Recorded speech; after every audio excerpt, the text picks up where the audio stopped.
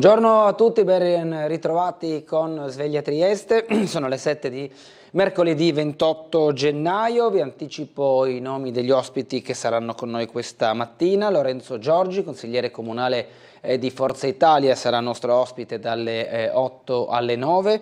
Mentre nell'ora successiva, dalle 9 alle 10, torna a trovarci il sindaco di Duino Urisina, Igor Gabrovec. Subito la pagina meteo con la situazione generale che leggiamo dal sito dell'ARPA del Friuli Venezia Giulia. Una depressione interesserà la regione oggi e domani, favorendo l'afflusso di correnti molto umide meridionali. Venerdì nei bassi strati affluiranno correnti nord-orientali un po' più secche. Previsioni per oggi, mercoledì 28 gennaio, cielo coperto con piogge da abbondanti ad intense e nevicate abbondanti in montagna, inizialmente oltre i 600-800 metri, in rialzo nelle ore centrali della giornata fino a 1200-1400 metri sulle prealpi, 1000-1200 metri sulle Alpi, in lieve calo poi in serata. Soffierà vento da sud o sud-est sostenuto sulla costa e in quota, con possibili mareggiate specie fra Lignano e Grado, possibile anche acqua alta al mattino. Temperature minime tra i 5 e gli 8 gradi, le massime tra i 10 e i 12 gradi centigradi. Per domani, giovedì 29, cielo coperto con piogge sparse, in genere moderate, nevicate in montagna oltre gli 800 metri di quota circa, in lieve calo probabilmente in serata. Sulla costa al mattino soffierà vento moderato da sud-est, nel pomeriggio da nord-est, temperature minime fra i 5 e gli 8 gradi, le massime tra i 9 e gli 11 gradi centigradi. Sguardo settimanale che ci porta fino a sabato 31, ancora piogge nella giornata di venerdì, anche se deboli o moderate, tanto le piogge quanto le nevicate in montagna. Per sabato invece cielo da poco nuvoloso a variabile con sulla costa bora moderata, in particolare al mattino e in serata. Queste le previsioni di oggi e delle prossime giornate. Andiamo adesso a leggere le notizie del quotidiano Il Piccolo nella sua prima pagina, che riporta nel taglio alto la giornata di ieri, giorno della memoria, forte richiamo in risiera ma poco pubblico e nessuna scuola, scarsa partecipazione rispetto al passato. Il rabbino dice errato il paragone Shoah Gaza. Le reazioni a San Sabba, resta la voce delle istituzioni, Fedriga ancora antisemitismo. Sul piazzale di San Sabba resistono le istituzioni, il governatore del Friuli Venezia Giulia Massimiliano Fedriga, l'antisemitismo non è superato. Poi le parole del sindaco di piazza. La memoria, come abbiamo detto, nel cortile della Risiera, monumento nazionale e unico campo di concentramento nazista d'Italia. La cerimonia del giorno della memoria ha raccolto ieri meno di 400 persone, molte in meno rispetto agli ultimi anni, neanche il 20% della piena capienza prevista di 2200 partecipanti. Altre notizie: case popolari, il recupero, completata la riqualificazione energetica degli edifici di via Soncini, via Timignano e strada per Longera, dove abitano oltre 500 inquilini. Sistemati 239 alloggi del patrimonio Cacciaburlo grazie a 3.300.000 euro stanziati dalla Fondazione CR Trieste, Cassa di risparmio di Trieste. La foto invece si sposta con le immagini verso il teatro romano, dai gradini romani al Miela, i teatri di ieri e di oggi alla scoperta dei palcoscenici triestini, dove non si recita più, e di quelli diventati punti di riferimento. Le pagine in questo caso sono le 22 e 23 del Piccolo, con l'articolo di Zeno Saracino. Sanità regionale, piano oncologico, i piccoli centri rischiano il taglio, e saranno le prime pagine del Piccolo a occuparsi proprio di questo argomento di sanità in generale, anche con la divisione nel centrodestra. Infatti leggiamo nel centrodestra partiti divisi, no del Carroccio, subito a pagina 3, che sfoglieremo tra non molto. Gli altri titoli: la politica Il presidente del Copasir Guerini: Conte accetti la guida della coalizione affidata al Partito Democratico. Lo strappo con la Lega, ecco il simbolo del partito di Vannacci, l'addio è vicino. Infatti Vannacci deposita il marchio Futuro Nazionale all'Ufficio Brevetti Europei, solo un simbolo, sostiene lo stesso Vannacci. Poi l'alleanza commerciale, libero scambio tra India e Unione Europea, patto che rilancia la sfida a Trump. L'Europa pensa sia necessario trovare quanti più porti possibili per merci e servizi. Nelle cronache cittadine, Stadio Ferrini, lavori iniziati dopo 10 anni di abbandono.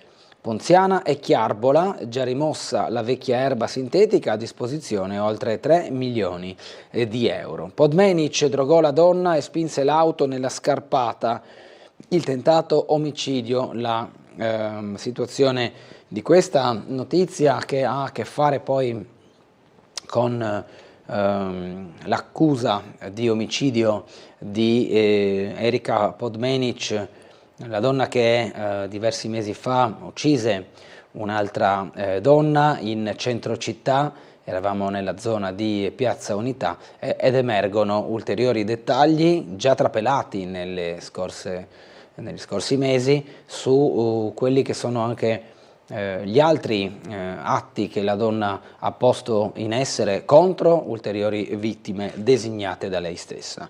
Ancora titoli della prima pagina del Piccolo: quando il cuore si fermò a Brema, nuoto Bruno Bianchi, 1966. Infine, mecenatismo in Friuli Venezia Giulia, una terra d'arte e di benefattori, la firma è di Marianna Cerboni, alle pagine 30 e 31. Ripartiamo però dal giorno della memoria, ricostruendo la giornata di ieri che Tele4 ha seguito in diretta subito dopo Sveglia Trieste fino alle 12:30 circa, con un elemento, quello che ha un po' contraddistinto la cerimonia, ovvero la poca partecipazione di pubblico. Andiamo a vedere.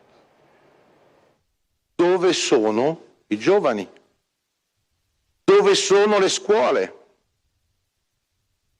Io capisco ed è normale che quando è un giorno lavorativo la gente sia al lavoro, ma le scuole dove sono? Le parole del rabbino capo Alexander Meloni, che non inusualmente hanno preceduto la preghiera della comunità ebraica, hanno scalfito, si spera una volta per tutte, la lastra di ipocrisia che perlomeno da una decina d'anni è stata eretta in occasione della commemorazione del giorno della memoria. Una data che per la verità da qualche tempo vede il rabbino capo parlare apertamente di fallimento, per un errore fondamentale secondo Meloni. Si è pensato che questo giorno era un giorno della memoria per gli ebrei. Il giorno della memoria deve essere il giorno in cui si ricorda che cos'è la coscienza dell'umanità. È il giorno per la coscienza di tutti. Oggi però non si poteva ignorare il dato strettamente burocratico che ha certificato, grazie al contapersone all'ingresso, in 364 le persone presenti in risiera. Mancavano del tutto le scuole e questa è la constatazione più preoccupante. Qualcuno sarà rimasto a casa per il timore di disordini non improbabili. Sia come sia, il colpo d'occhio sul cortile interno di San Sabba è stato, e lo sarà per molto, desolato e desolante. Per sé la cerimonia è stata scandita dal copione ormai consueto, forse troppo consueto. Bisognerà riflettere seriamente anche su questo, con il sindaco di Piazza che ha denunciato l'abiezione nazista. Culminando nella Shoah, la più atroce persecuzione della storia moderna, come ammoniva Primo Levi. È avvenuto, quindi può accadere di nuovo. Questa è la consapevolezza, rende la memoria non un atto del passato, ma una responsabilità del presente. Il rabbino poi ha sottolineato come alla Shoah si sia arrivati anche causa la scelta, allora della maggioranza, di mettere a tacere le proprie coscienze di uomini. Meloni lo ha detto usando un tono leggero, in questa circostanza ancor più tagliente. L'essere un uomo di coscienza, essere un uomo etico, era un'eccezione. Questa eccezionalità è drammatica. Ripartiamo da qui, proprio dalle pagine di riferimento del quotidiano locale Il Piccolo. Troppe assenze, la commemorazione delle vittime del nazifascismo, alla risiera di San Sabba il richiamo di istituzioni ed esponenti religiosi contro oblio e apatia, la cerimonia meno partecipata degli scorsi anni, assenti le scuole cittadine. Dovere morale, secondo l'onorevole assessore comunale a Trieste Sandra Savino. Parla di emergenza invece l'assessore regionale Pierpaolo Roberti, che ha preso parte anche alla cerimonia e alla marcia silenziosa dal carcere alla stazione centrale. Le vite e le testimonianze di Tatiana Bucci, ospite ieri al Parlamento europeo in occasione della giornata internazionale della memoria dell'Olocausto, hanno un significato ancora più forte per chi vive in terre come le nostre, contro cui il Novecento si è accanito. Queste le parole dell'eurodeputato Alessandro Ciriani di Fratelli d'Italia. I miei genitori sopravvissuti grazie a una famiglia toscana. I familiari di Oliviero Stocco riuscirono poi a fuggire in Svizzera. Una zia del padre prelevata invece in ospedale e uccisa ad Auschwitz. Ancora con il giorno della memoria, il rabbino Meloni: non si può legare la Shoah a quanto sta accadendo a Gaza. Il sindaco di Piazza è la responsabilità unica e dolorosa della sua città. Il governatore del Friuli Venezia Giulia Federica: l'antisemitismo non è superato. Il vescovo Trevisi che dice impegno per una cultura di giustizia, pace e rispetto. Così le istituzioni erano diverse presenti ieri alla risiera di San Sabba. Andiamo ora a sfogliare le prime pagine dei quotidiani nazionali per vedere le aperture di oggi di alcune testate, fra queste il Corriere della Sera che apre con il disastro in Sicilia, lite sui fondi, la ricognizione dei tecnici, gli sfollati sono 1500, il ministro Musumeci: lì non si è fatta prevenzione, gli scemi, la protezione civile frana tutto e Schlein usare i soldi del ponte. Ed è anche discussione politica sugli stanziamenti per la Sicilia dopo il maltempo che ha mandato in ginocchio una parte della popolazione e le strutture che sono crollate. L'intera collina di Niscemi sta franando sulla piana di Gela, l'allarme lanciato dalla protezione civile dopo un primo sopralluogo. Il problema non è solo quello che si vede, ma anche sotto le altre case. L'intero costone su cui è poggiato il centro si sta muovendo, già migliaia gli sfollati, polemica sugli anni perduti, Schlein, usiamo i fondi del ponte sullo stretto. Giochi l'AIS in Italia, i compiti e la polemica, Stati Uniti, le 48 ore del cambio di linea in Minnesota, alle pagine 4 e 9, dalle pagine 4 e 9, anche questo argomento che poi rivedremo in altre testate. La crudeltà fa marcire le democrazie, parla Safran Foer con l'articolo di Viviana Mazza. Meloni, i fascisti complici delle persecuzioni razziali, antisemitismo, il Colle, intervenga l'Unione Europea. Sul giorno della memoria le parole del Presidente della Repubblica Mattarella e del Presidente del Consiglio Giorgia Meloni. Non si utilizzi Gaza per oscurare il ricordo, il monito di Segre. Iran, tensioni con Roma, convocata l'ambasciatrice. Altri titoli, prendere le distanze da Trump, scrive Mario Monti, con i rischi della Premier e dell'Italia stessa. Siglato l'accordo Europa-India, come cambierà il commercio. Infine il poliziotto: ho sparato, avevo paura, il pusher ucciso a Milano, la deposizione davanti al pubblico ministero, ho detto alt, ha estratto l'arma. Pene più gravi ma il consenso non è rientrato, stupri primo sì al Senato, poi metal detector a sorpresa, fuori da scuola, piantedosi ai presidi. La Repubblica, Olimpiadi, scontro sull'AIS, il governo ammette gli agenti americani a Milano Cortina ma non in strada. L'ira del sindaco di Milano Sala, Minneapolis, anche Biden attacca e Trump salva Noem, la ministra simbolo antimigranti. Allarme a Niscemi, la collina frana, Schlein, usate i fondi del ponte sullo stretto. Mattarella, no a chi predica l'odio, Meloni, i fascisti furono complici, nella pagina del giorno della memoria. Il sì della Svizzera, indagini condivise su Crans Montana per l'accaduto anche con le parti civili di diversi paesi europei, tra cui l'Italia. Consigli utili alla sinistra sulle pensioni, scrive Tito Boeri. Infine flop e bestseller, anche noi scrittori dobbiamo vivere, scrive Manuel Vilas. La Stampa, Olimpiadi, bufera Ice, Sala non sono graditi. Minneapolis, giudice convoca il capo dell'agenzia, Trump salva la segretaria per la sicurezza.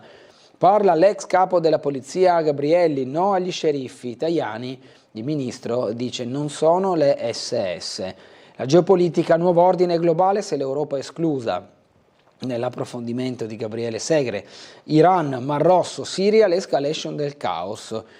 Coradazzi, l'intesa con l'India, l'Unione Europea e i nuovi patti del mondo in fiamme, il giorno della memoria, Meloni e l'Olocausto, i fascisti complici delle persecuzioni degli ebrei. C'è una cricca svizzera, l'accusa ai giudici del padre di Tamburi, morto a Crans-Montana, la capitale svizzera dice sì all'inchiesta congiunta coinvolgendo anche gli altri paesi. Libero, la sinistra scivola sull'ice, facendo il gioco di parole del ghiaccio. Olimpiadi, chi cerca gli scontri?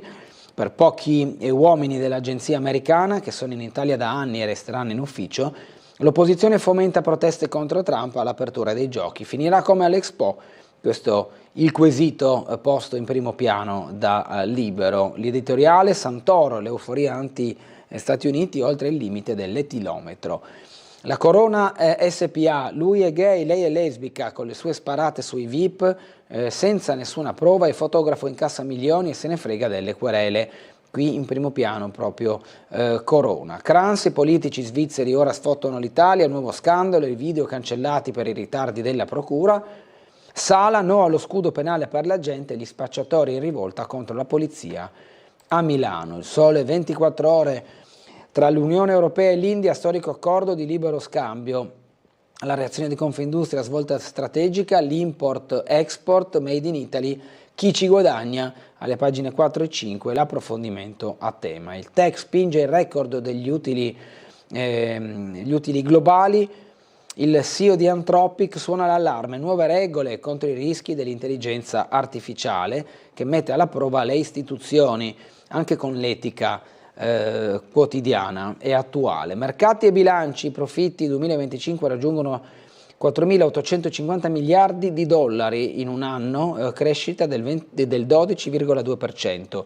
$1 su 7 arriva dal settore tecnologico con un aumento del 33%. Giorno della memoria, Mattarella, nella Repubblica non c'è posto per l'odio razziale, Meloni, fascismo complice. Gazzetta dello Sport, tutto in una coppa, Champions, una notte da cuori forti, 18 gare insieme per i verdetti, le 4 italiane hanno un obiettivo da inseguire tra il sogno degli ottavi diretti e l'ingresso ai playoff. Inter, Thuram guida l'attacco a Dortmund, Juve a Monte Carlo con Coop e Openda, Atalanta con De Ketteler all'assalto del San Gilloise e poi Napoli col Chelsea obbligato a vincere. Un mercoledì d'altri tempi, scrive Luigi Garlando, con tutte le partite della Champions quest'oggi. Qui serve il vero Sinner, Australia, appuntamento alle 9, c'è in palio la semifinale contro Shelton, sfida a colpi di battuta. Torniamo all'interno del piccolo, eravamo alle pagine del giorno della memoria, ma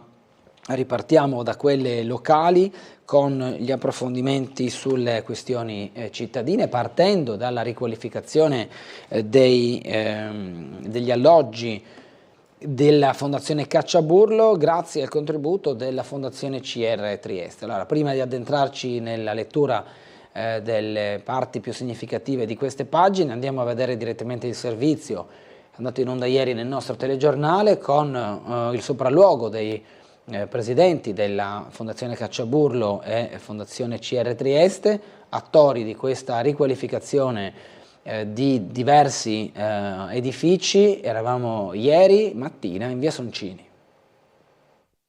Si è concluso il piano di riqualificazione del patrimonio immobiliare della Fondazione Antonio Caccia e Maria Burlo Garofalo, reso possibile grazie all'intervento integrale della Fondazione CR Trieste.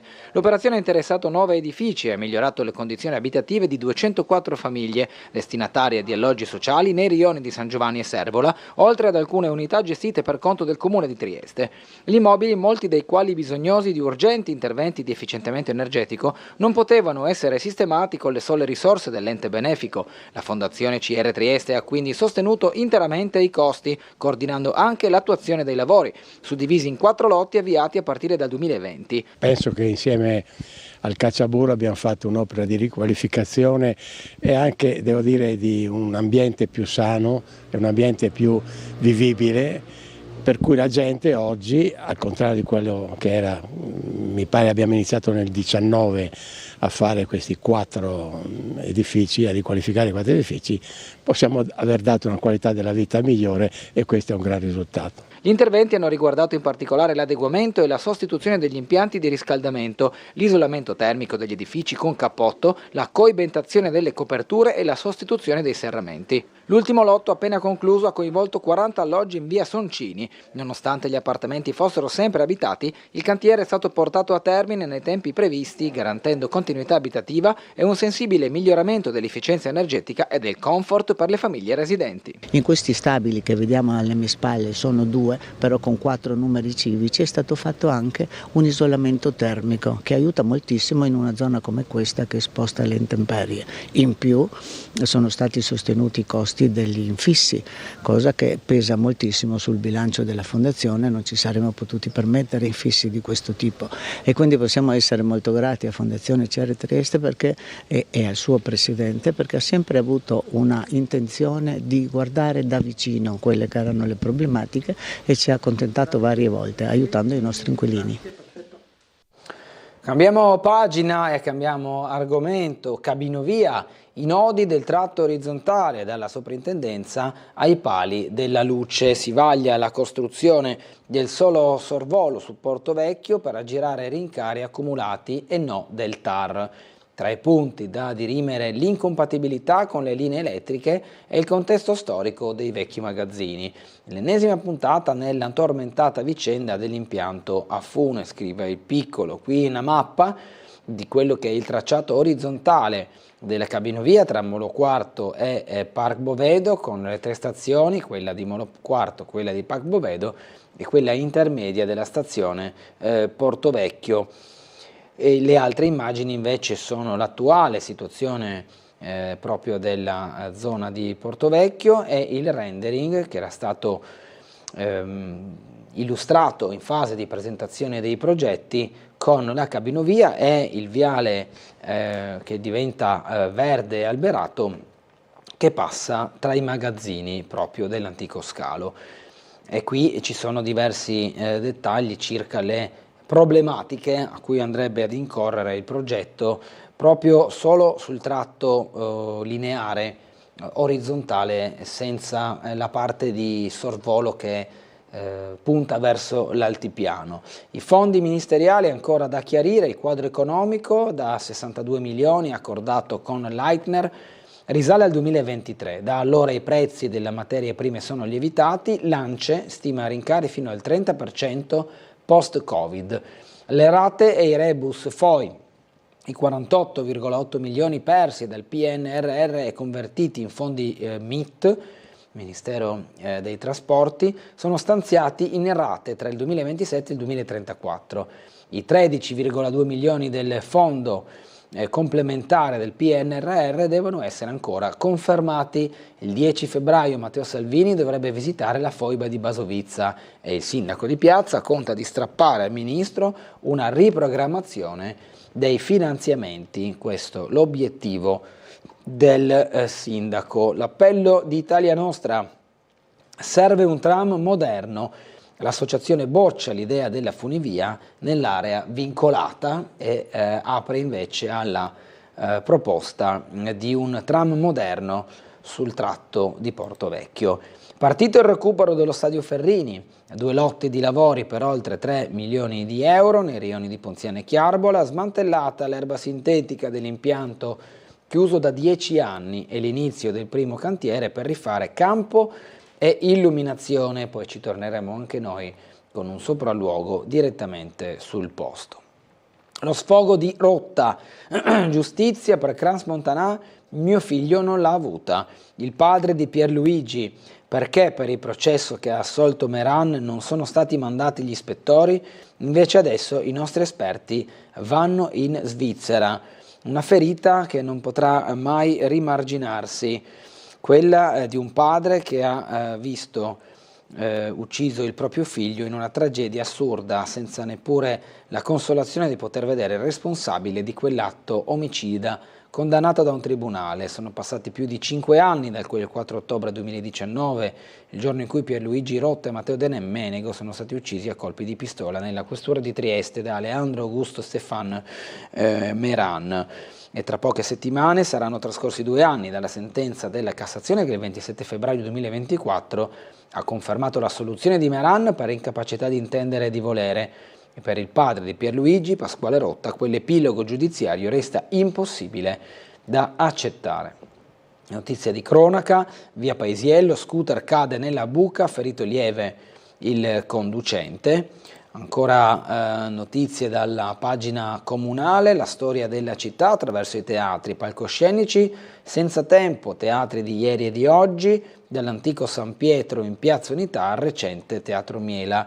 In un contesto storico drammatico di guerra, nel gennaio del 1944 a Rossetti arrivò il gigante Sequals, il pugile Primo Carnera, e qui Zeno Saracino racconta la storia dei teatri, anche quelli antichi, quelli utilizzati pro tempore e quelli attuali che sono funzionanti e che propongono un diverso calendario ancora tutt'oggi. Il treno che entra in sala dei Lumière venne proiettato alla Fenice nel 1896. Il cinema in città iniziò il suo percorso di visioni nelle sale teatrali, dove continua ancora oggi ad alternarsi. L'Eden Gemma Liberty del milanese Sommaruga divenne sala cinematografica nel 1935 ed è Cinema Ambasciatori del 1990. Una pubblicità del 1906 ricordava la ressa del pubblico alle rappresentazioni dell'American Bioscope a Rossetti. Il Nazionale, opera degli Eppinger, era all'inizio uno spazio di prosa modellata sull'esempio del Quirino di Roma. Anziana nell'auto, spinta in una scarpata, Erika tentò di uccidere un'altra donna. 2 settimane prima dell'omicidio, il fatto di Conconello, Podmenic la drogò, poi alla guida del mezzo causò lo schianto. Qui le immagini del recupero dell'automobile finita giù per la scarpata Conconello, e poi le indagini sulla donna e tutti quelli che sono stati i fatti che sono poi andati a essere sviscerati dalle indagini, ovvero tutti i precedenti che possono essere collegati a Erika Podmenic dopo che è stato acclarato l'omicidio di via delle Beccherie, che l'ha vista protagonista. Omise la condanna per avere il sussidio e segno revocato a 16 mesi di reclusione. La 62enne aveva ricevuto 6.000 euro. Ancora articoli, ci spostiamo in questo caso in riva al mare, a Duino Aurisina.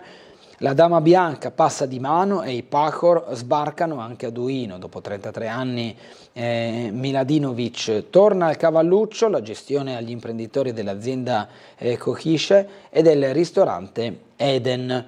Qui la foto dello storico ristorante Dama Bianca che si affaccia sul mare, sul porticciolo di Duino. La cura del verde a Muggia, i privati mettono 63.000 euro e i giardini e le aiuole sponsorizzati da società del territorio.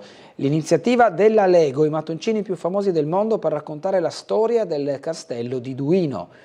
Al castello di Duino, in occasione della giornata internazionale dei Lego, che si festeggia mattoncino su mattoncino proprio oggi, 28 gennaio, in ricordo del giorno in cui nel 1958 il danese Godfred Kirk Christiansen brevettò la sua invenzione che avrebbe rivoluzionato il modo di giocare di intere generazioni, il Castello di Duino annuncia un'iniziativa decisamente inedita per un maniero del Friuli Venezia Giulia. Gli spazi della storica dimora di famiglia della Torre e Tasso, aggrappata sulle falesie che si gettano nell'Adriatico a pochi chilometri da Trieste, dalla prossima primavera si arricchiranno infatti di nuove opere realizzate dalla società francese Epicure Studio, a cui si deve l'ideazione del concept internazionale Histoire et Bricks, che utilizza i mattoncini come mezzo d'espressione artistica contemporanea per valorizzare i patrimoni. Mattoncini e la costruzione più famosa del mondo racconteranno così la lunga e affascinante storia del castello di Duino e dei principi della Torre e Tasso, che lo possiedono dal 1669.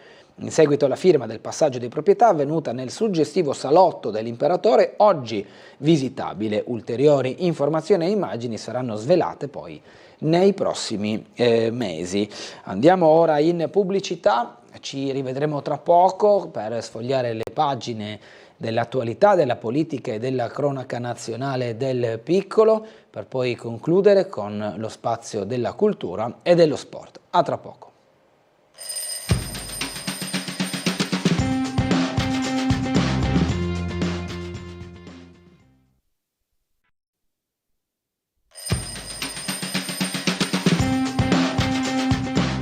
Prendiamo la rassegna stampa di quest'oggi, mercoledì 28 gennaio, qui in diretta su Sveglia Trieste. Tra poco saremo già in compagnia dei prossimi ospiti, tra una mezz'oretta circa. Sarà con noi Lorenzo Giorgi, consigliere comunale di Forza Italia, dalle 9 alle 10 invece in compagnia del sindaco di Duino Risina, Igor Gabrovec. Questi sono i nostri ospiti di oggi. Andiamo a pagina 2 del piccolo, dove si parla di sanità, oncologia, la mappa dei reparti che rischiano la chiusura, politica divisa, ira dei comitati. Ecco i contenuti della tabella eliminata un anno fa per ottenere in giunta il via libera al nuovo piano, interventi possibili soltanto nelle strutture con la casistica più alta e i piccoli ospedali osservati speciale. Questa è la mappa delle operazioni oncologiche in Friuli Venezia Giulia nel 2024, i reparti che resteranno in funzione hanno il colore verde nel pallino di riferimento, i reparti destinati alla chiusura invece sono quelli contrassegnati del colore rosso. In giallo i reparti sotto soglia che resteranno in funzione e poi nella leggenda i numeri e le diciture che ci riportano a tipologia di operazione, in questo caso alla mammella, all'ovaio, all'utero, al colon, al retto, allo stomaco, all'esofago, al pancreas, al fegato, alla vescica, alla prostata, al polmone e al sistema nervoso. E c'è una divisione anche politica a riguardo. La revisione del sistema di cura dei tumori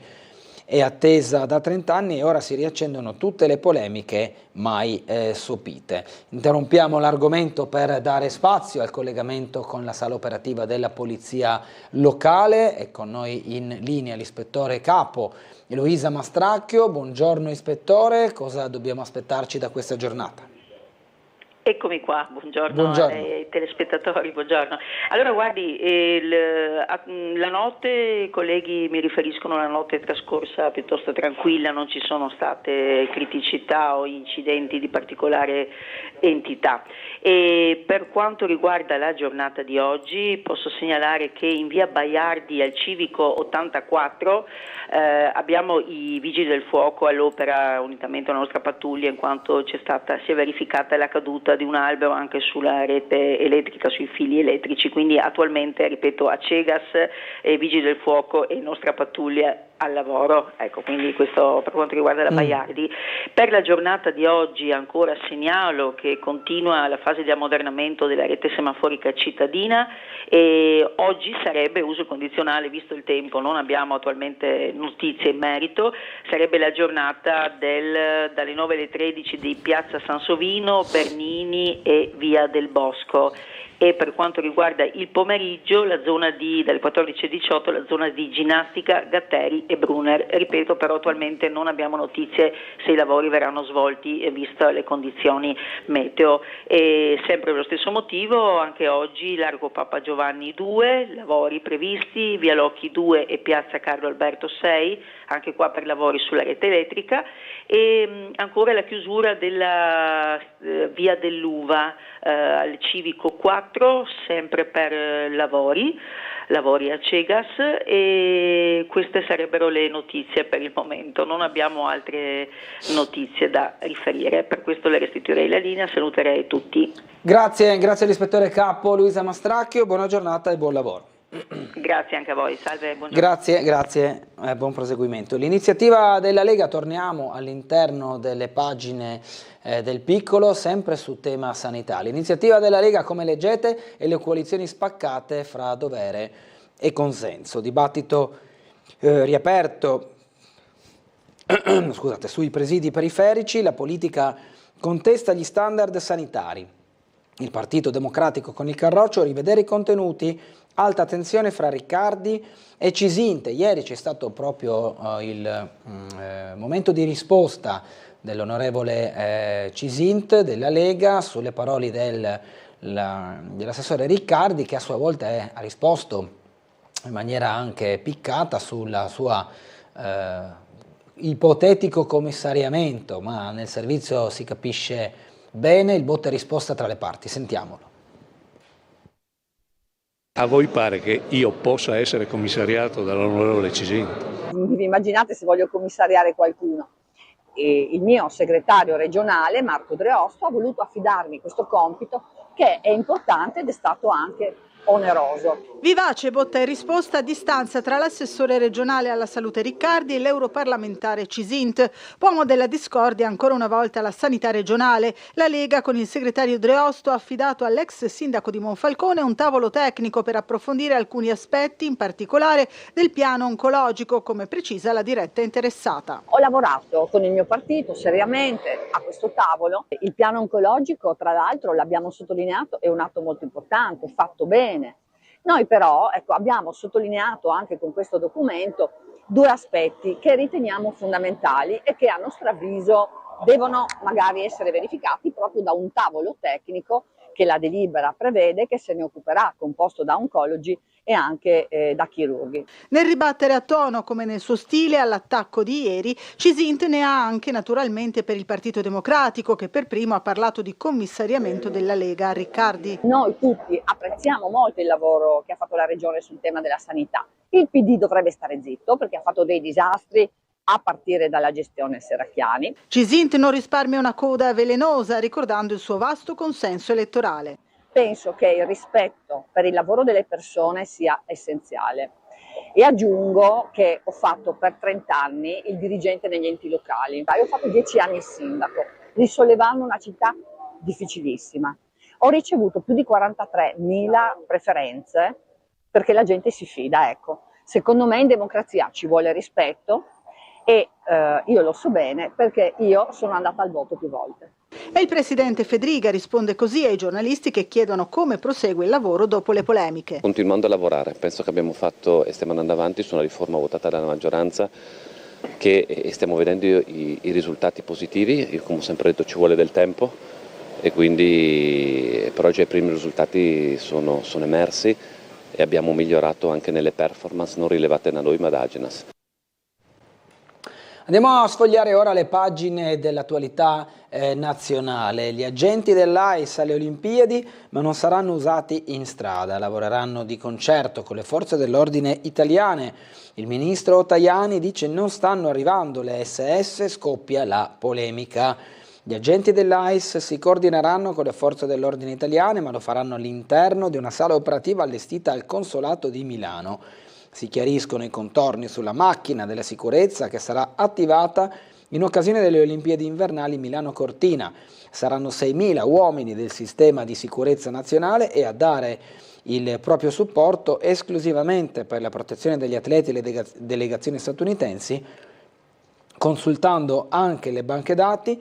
Saranno le unità dell'Immigration and Custom Enforcement, l'agenzia federale americana finita sotto i riflettori dopo l'omicidio di una donna e poi di un uomo a Minneapolis nel corso delle proteste contro la gestione delle politiche sull'immigrazione dell'amministrazione Trump. La sala operativa del Consolato di Milano e i federali a Cortina, a protezione agli americani, niente ordine pubblico. Il commento di Vincenzo Milanesi, la simmetria del dissenso in Europa, questo il titolo del suo approfondimento. L'affondo di Biden, non siamo un paese che uccide i cittadini. Cresce il malcontento degli americani. Dopo un faccia a faccia alla Casa Bianca, Trump salva Noem, la ministra per la sicurezza nazionale, dicendo resta al suo posto, e la vedete qui inquadrata in questa fotografia. Le mosse, i militari russi si ritirano dalla Siria, il presidente siriano Ahmad Shara, in partenza per Mosca, dove è atteso dal presidente russo Putin, ha annunciato un nuovo accordo con le forze curdo-siriane che prevede la loro resa militare nelle regioni nord-orientali del paese e la successiva integrazione del nuovo governo di Damasco, sostenuto da Turchia e Stati Uniti. Garanzie di sicurezza se rinuncia al Donbass, missili anche su Odessa, le condizioni americane per l'Ucraina.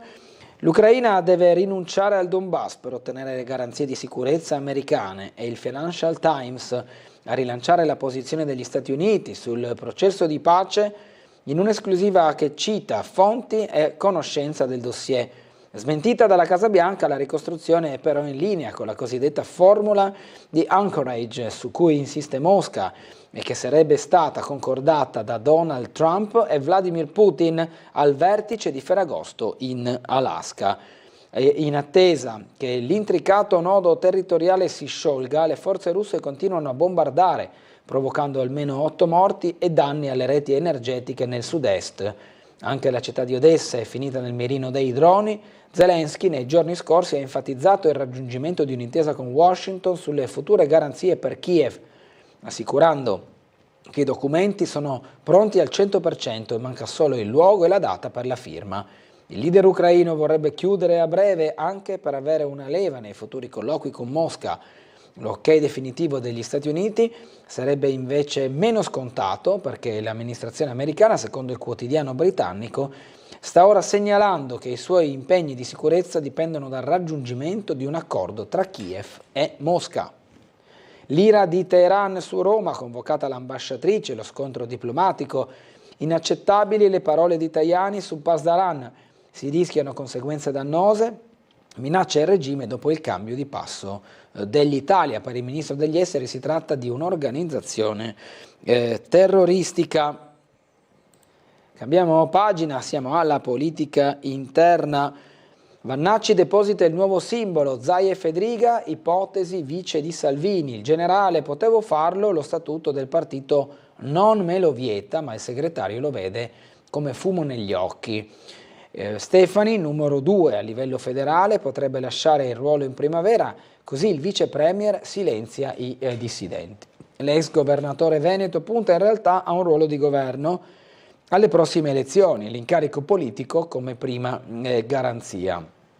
Chi vedete in foto? Vedete Roberto Vannacci, vice segretario federale della Lega, vedete il simbolo depositato dallo stesso Vannacci, Futuro Nazionale, e subito sotto il leghista, nonché ex governatore del Veneto, Luca Zaia. La sparatoria di Rogoredo diventa un caso politico, il poliziotto si è difeso, l'uccisione a Milano del giovane che aveva puntato una pistola a salve.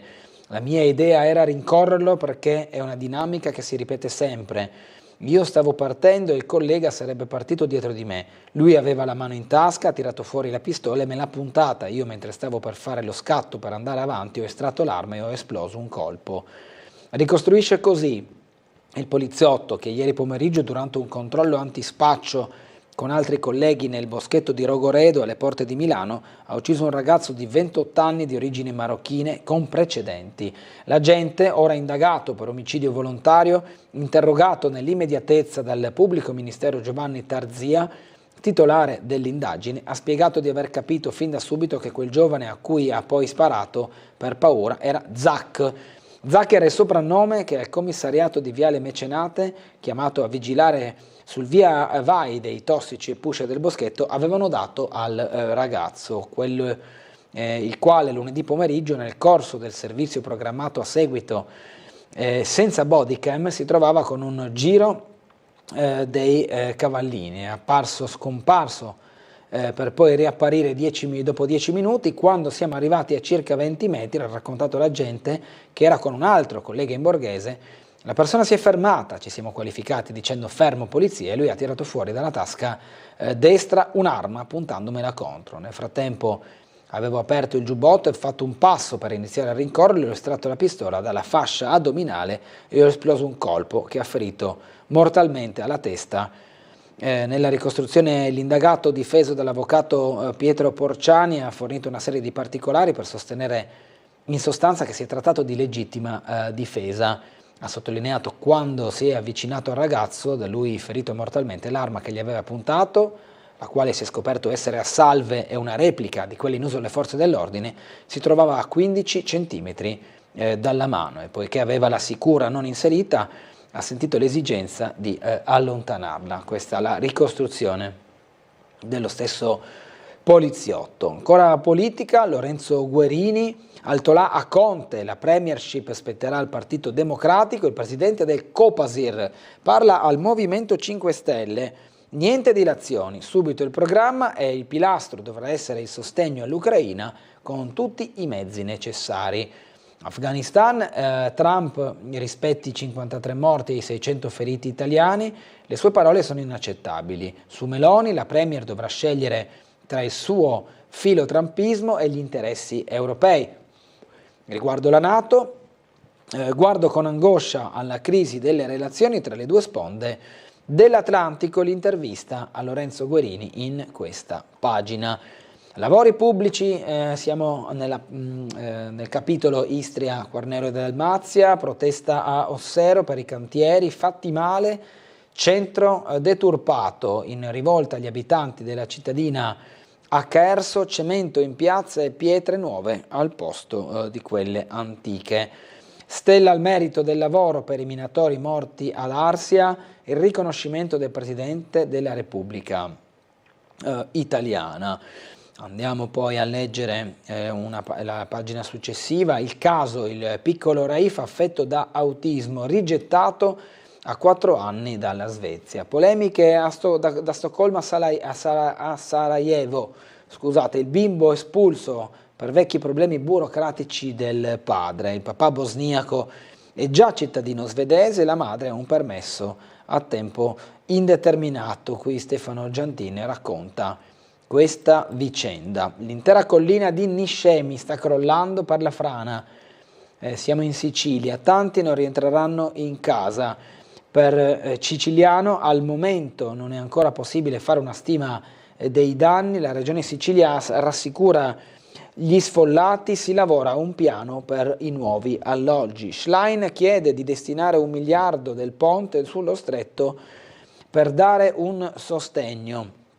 Qui il fronte della frana che si allarga, guardate come fa impressione questa immagine della frana e del distacco che ha provocato con la forza dirompente della natura che ha tagliato di netto il costone a Niscemi, e qui proprio il fronte che si allarga di questo evento naturale piuttosto imponente. Soccorsi in montagna, in 2 travolti dalla valanga, sci alpinista salva l'amico grazie all'aiuto di un airbag. A Sella Nevea l'uomo che era nel punto più basso è stato trascinato per metri, il compagno è riuscito a rintracciarlo e ad addestrarlo dalla neve scavando con le mani.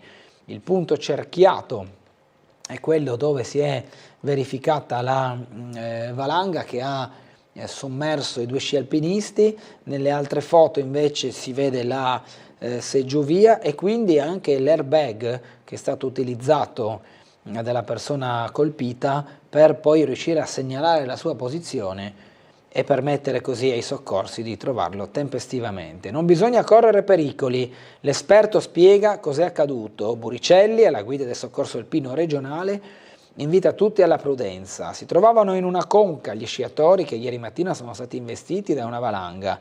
Proprio le conche, assieme alle creste e ai canaloni, sono punti molto pericolosi per quanto concerne il pericolo valanghe.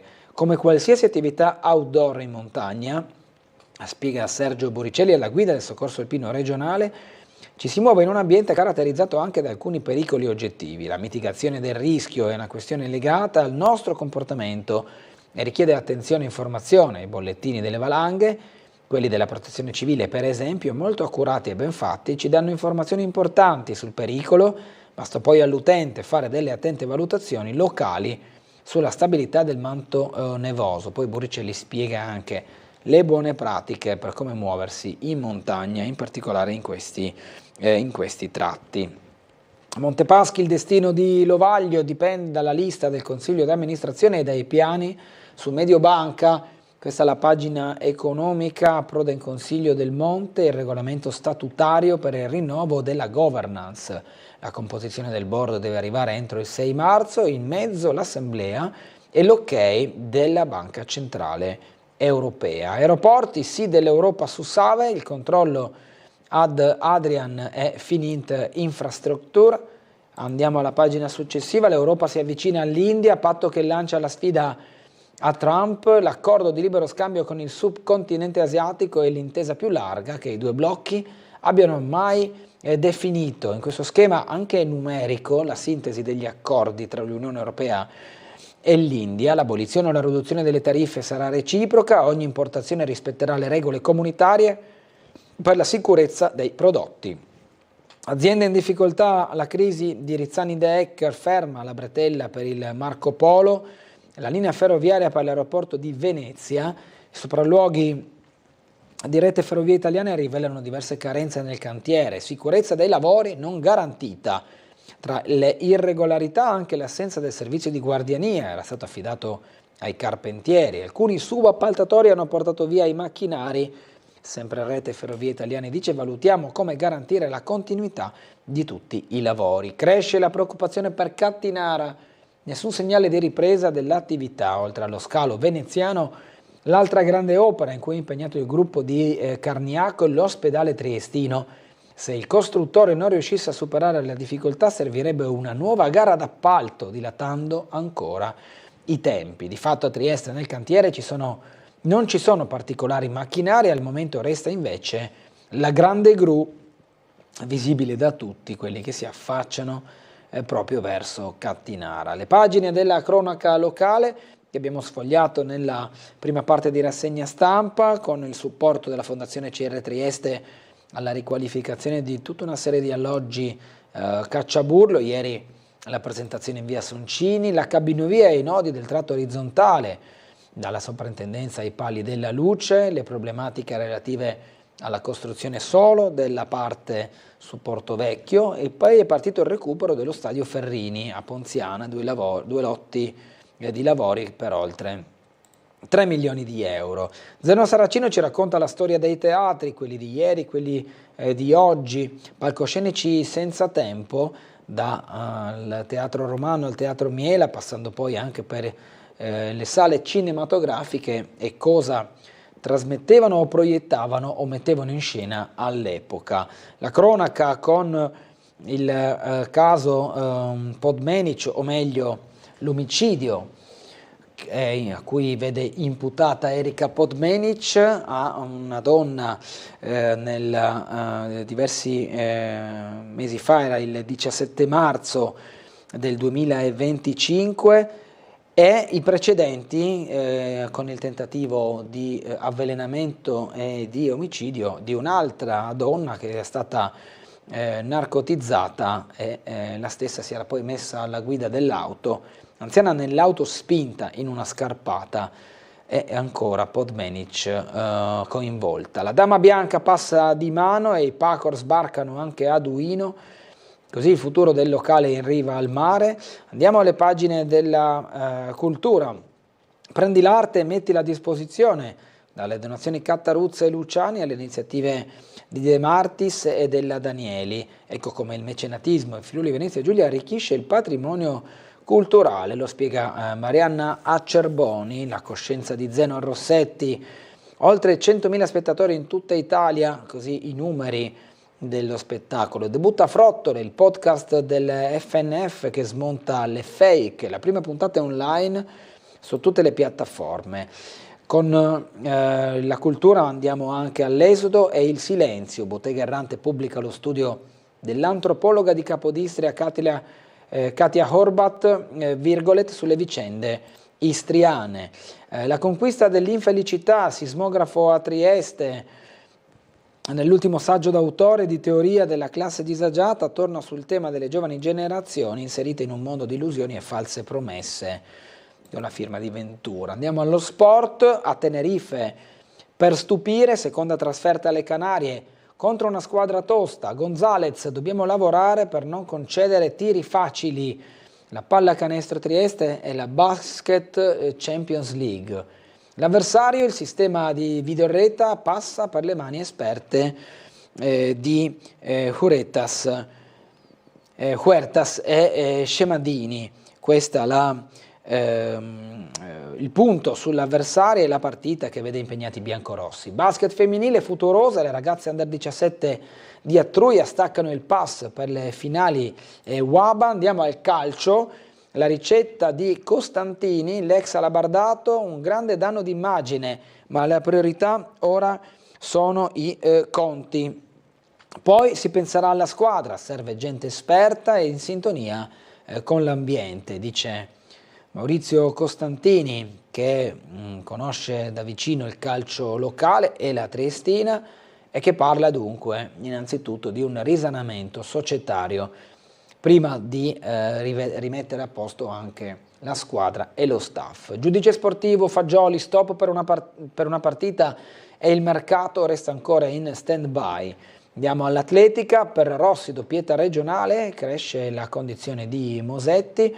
L'Adriatico fa il bis con la vela, doppio appuntamento organizzativo mondiale a settembre con gli L30 e la Trieste San Giovanni in Pelago, a maggio tappa europea Melj 24 per il canottaggio. Nelle prime prove selettive Blasic Mitrovic senza rivali, per la canoa premiati i migliori atleti 2025, tanti i top del Circolo Marina Mercantile e Timavo. Nuoto, la commemorazione quando il cuore si fermò a Brema, il silenzio e l'omaggio di Trieste alla Bianchi, il ricordo scritto da Franco del Campo proprio a Bruno Bianchi.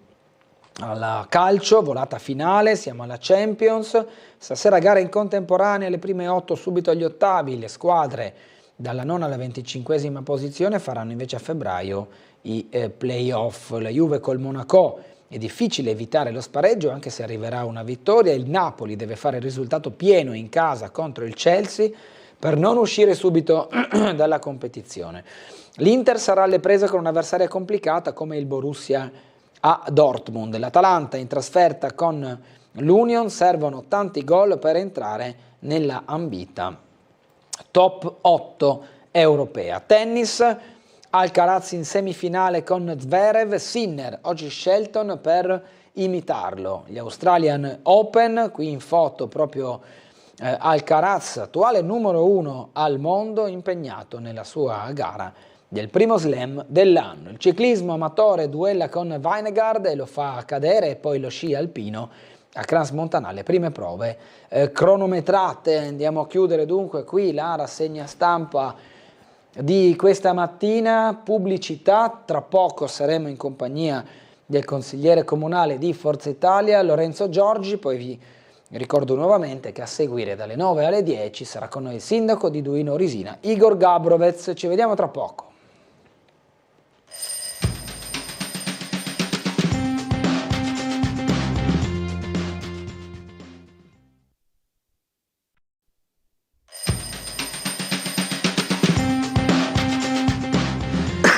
Buon giorno e ben ritrovati con Sveglia Trieste. Do il buongiorno al nostro primo ospite di oggi, Lorenzo Giorgi, consigliere comunale di Forza Italia. Ben ritrovato. Buongiorno, un saluto a tutti i telespettatori. Posso dire fieramente di Forza Italia? Perché io spesso vedo sui social che lei lo rimarca molto spesso mettendo le foto con Berlusconi. Ma anche perché abbiamo festeggiato il 32esimo anniversario di Forza Italia e io sono in Forza Italia dall'8 marzo del 1994, quindi da 3 settimane prima della prima vittoria storica di Berlusconi. Io credo che sia stato, e tuttora insomma, il modello del centrodestra, è quello che ha inventato il centrodestra, e credo che nella vita bisogna avere anche una coerenza. Non sempre tutte le cose vanno bene, sia chiaro, non sono di quelli che nella politica, nel lavoro hanno una direzione, qualsiasi cosa accada restano lì tranquilli, ma si cerca di risolvere le cose dall'interno e si cerca di dare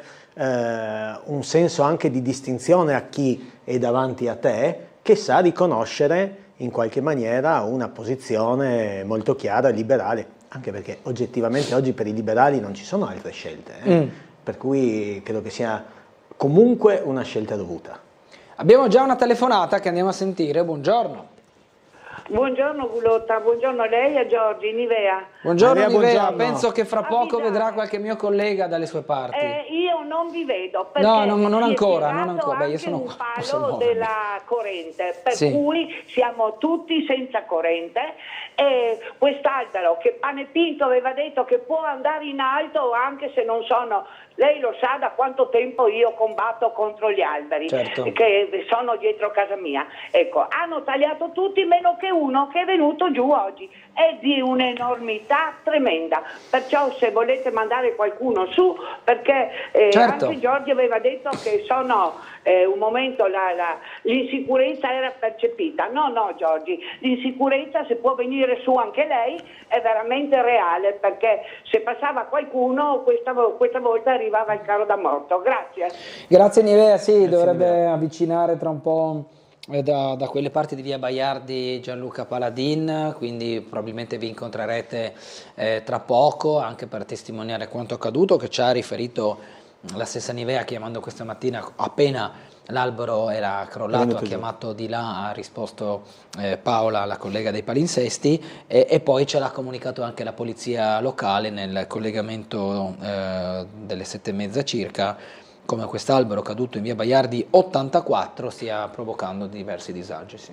Ma con Nivea c'è un rapporto che va avanti dai tempi della circoscrizione, perché lei è sempre stata attentissima a segnalare tutte le problematiche. E questa questione degli alberi l'avevamo ovviamente vista e i tecnici avevano deciso di tagliare gli arbusti che sembravano e ritenevano a rischio schianto e ahimè invece quello che è rimasto su poi è quello che è venuto giù stamattina. Ma questa fortunatamente non è successo niente di grave, per fortuna, oltre al fatto che c'è un'interruzione dell'energia elettrica, ma non ci sono stati danni alle persone, ma questa è una dimostrazione dell'inutilità polemica dei social, dove tutti fanno polemiche su tutto e dove quando i tecnici, che sono tecnici che hanno ben chiara la situazione, e spesso e volentieri, vedete oggi, no? Addirittura con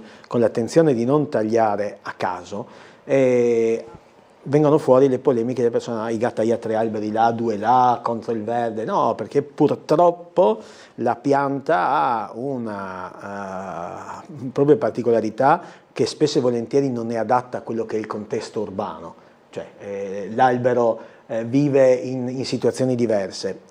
Oggi in un contesto urbano bisogna stare attenti a tutelare per primo quella che è la sicurezza dei cittadini e per cui se un tecnico dopo le attente e approfondite verifiche del caso dice che quell'albero è a rischio schianto e viene tagliato, è a tutela dei cittadini e non c'è null'altro sotto, odio del verde, tutte le sciocchezze che si leggono. Quindi insomma cerchiamo, e purtroppo a volte non basta, come oggi, no? Quindi cerchiamo insomma di evitare di fare inquinamento digitale da una parte, scrivendo sui social di tutto e di più, e di essere un po' più comunità, no? Perché se anche su un albero si riescono a creare casi politici, il Logataiano e il Logataià, siamo rovinati, cioè da dove partiamo? Sulla discussione di una creazione della città, eccetera, eccetera. Poi questo viene utilizzato anche ai fini politici, spesso erroneamente. L'avrò fatto anch'io erroneamente alcune volte, ma cerchiamo di non andare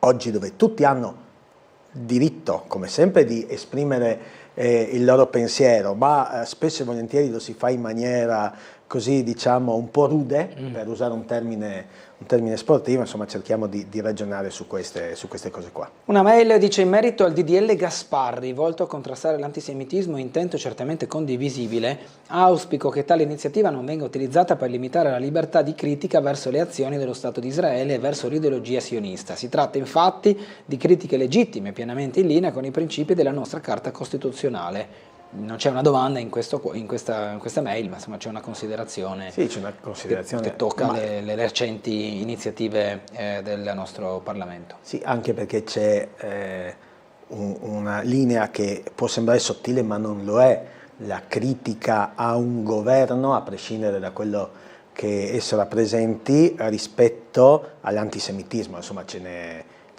e anche questo spesso e volentieri viene in qualche maniera così mescolato, no? Per cui credo che il decreto Gasparri abbia delle indicazioni ben precise. Un'altra mail dice: buongiorno, sia ben chiaro che non ce l'ho con tutta la magistratura, ma succede un po' in tutte le città italiane, quindi un appello: blocchiamo la deriva giudiziaria prima che sia tardi. Gli agenti delle forze dell'ordine vengono indagati ed accusati di crimini volontari, quindi processati e condannati, mentre i delinquenti vengono liberati e ne viene impedita l'espulsione. Roba da Repubblica delle banane, ora basta, scrive Piero. I riferimenti possono essere molteplici, anche gli ultimi fatti di cronaca a Milano in particolare, con diversi casi. Io mi auguro che verso il pusher, per quello che è successo a Milano, per cui c'è stata questa situazione che purtroppo ha portato alla morte di una persona, ma che si era avvicinata con una pistola che è perfettamente identica a una pistola che poteva, dal punto di vista diciamo della forma estetico, che poteva in qualche maniera a sua volta uccidere qualcuno, e io credo che al di là del fatto che ovviamente viene aperta un'indagine da parte della magistratura, poi insomma si rilevi chiaramente con una possibilità che la gente aveva di difendersi, perché ci mancherebbe altro. Noi dovremmo dare più possibilità ai nostri poliziotti, ai nostri carabinieri, alle nostre forze dell'ordine di essere tutelate, perché spesso e volentieri non sono tutelate nello svolgimento della loro funzione, che è tutelare il cittadino, no? Dopodiché, in un momento particolare storico dove vediamo delle pazzie in giro per il mondo, perché vediamo delle pazzie, no? Non possiamo però non dimenticare quanto invece nel nostro paese spesso e volentieri le forze dell'ordine non abbiano la tutela che meritano. Giorgi, le faccio vedere un articolo del Piccolo di oggi. Partito il recupero dello stadio Ferrini, 2 lotti di lavori per oltre 3 milioni di euro. Perché glielo leggo? Al netto del fatto della buona notizia che viene recuperato un campo storico che lei conosce, che ha calcato tanto da giocatore quanto allenatore, immagino. Sono stato l'ultimo ad utilizzarlo, Però sicuramente della situazione di lavori su campi, in questo caso il riferimento a Campanelle, lei sa cosa vuol dire l'attesa, l'esecuzione dei lavori e quindi poi anche vedere il lavoro compiuto. Allora, siamo stati l'ultimi ad utilizzarlo perché nel momento in cui nel 2000 adesso non vorrei dire una sciocchezza, ma 2013 credo, o 14 al massimo, il Campanelle, che aveva il suo campo chiuso, è rimasto chiuso per 12 anni, credo che sia un caso più unico che raro, no? 12 anni senza campo e mantenere comunque una struttura e oggi essere ripartiti con tutto il settore giovanile, lì a Ponziana, a pagamento ovviamente, andavamo a fare l'allenamento con la prima squadra juniores, con gli allievi e addirittura penso con i giovanissimi abbiamo fatto il campo estivo. Dopodiché l'allora amministrazione guidata dal sindaco Cosolini decise di chiuderlo, in quanto il Ponziana si era ritirato dal campionato. E noi assieme ad altre società che utilizzavano quel campo avevamo proposto al comune, continuiamo ad utilizzarlo, seppur le condizioni non erano tutt'altro che buone del manto erboso, però sai, fra nulla ed avere quello spazio c'era questa possibilità. Insomma, l'allora sindaco Cosolini era convinto di poterlo riaprire in 6 mesi, poi abbiamo visto che non è andata così. È stato un po' sfortunato il campo Ferrini perché si è intrecciato 2 volte con i voleri della società triestina, al di là di chi la guidava. E ahimè la morte del compianto ultimo grande presidente Biasin, ultimo grande presidente della Triestina, perché da lì in poi veramente siamo ridotti male, e ha fatto sì che in qualche maniera quello che doveva essere l'impianto e lo sviluppo per il settore giovanile, la creazione di un campo a 7, ma lì la creazione del centro medico, il progetto di Biasin era molto ambizioso, era un progetto da 12 milioni di euro, ma che dava veramente risposte a quelle che erano le esigenze della Triestina. Da lì in poi evidentemente si sono intrecciate tutta una serie di problematiche che finalmente oggi ci permetteranno di avere un impianto sportivo in quella zona. Abbiamo una telefonata, buongiorno. Pronto? Buongiorno a tutti. Prego. Buongiorno. Buongiorno. Per favore, mi volevo sensibilizzarla, come ho chiamato anche ieri e altre innumerevoli volte, sul Ponte de Campanelle. Campanelle. Storia del signor intento, so che dura molto tempo. E, ripeto, come sempre, per istituti superiori, per la gente che abita, per Croce Rosse, Vigili del Fuoco, chi è da Suezos, un'arteria che sembra incredibile, ma è importante.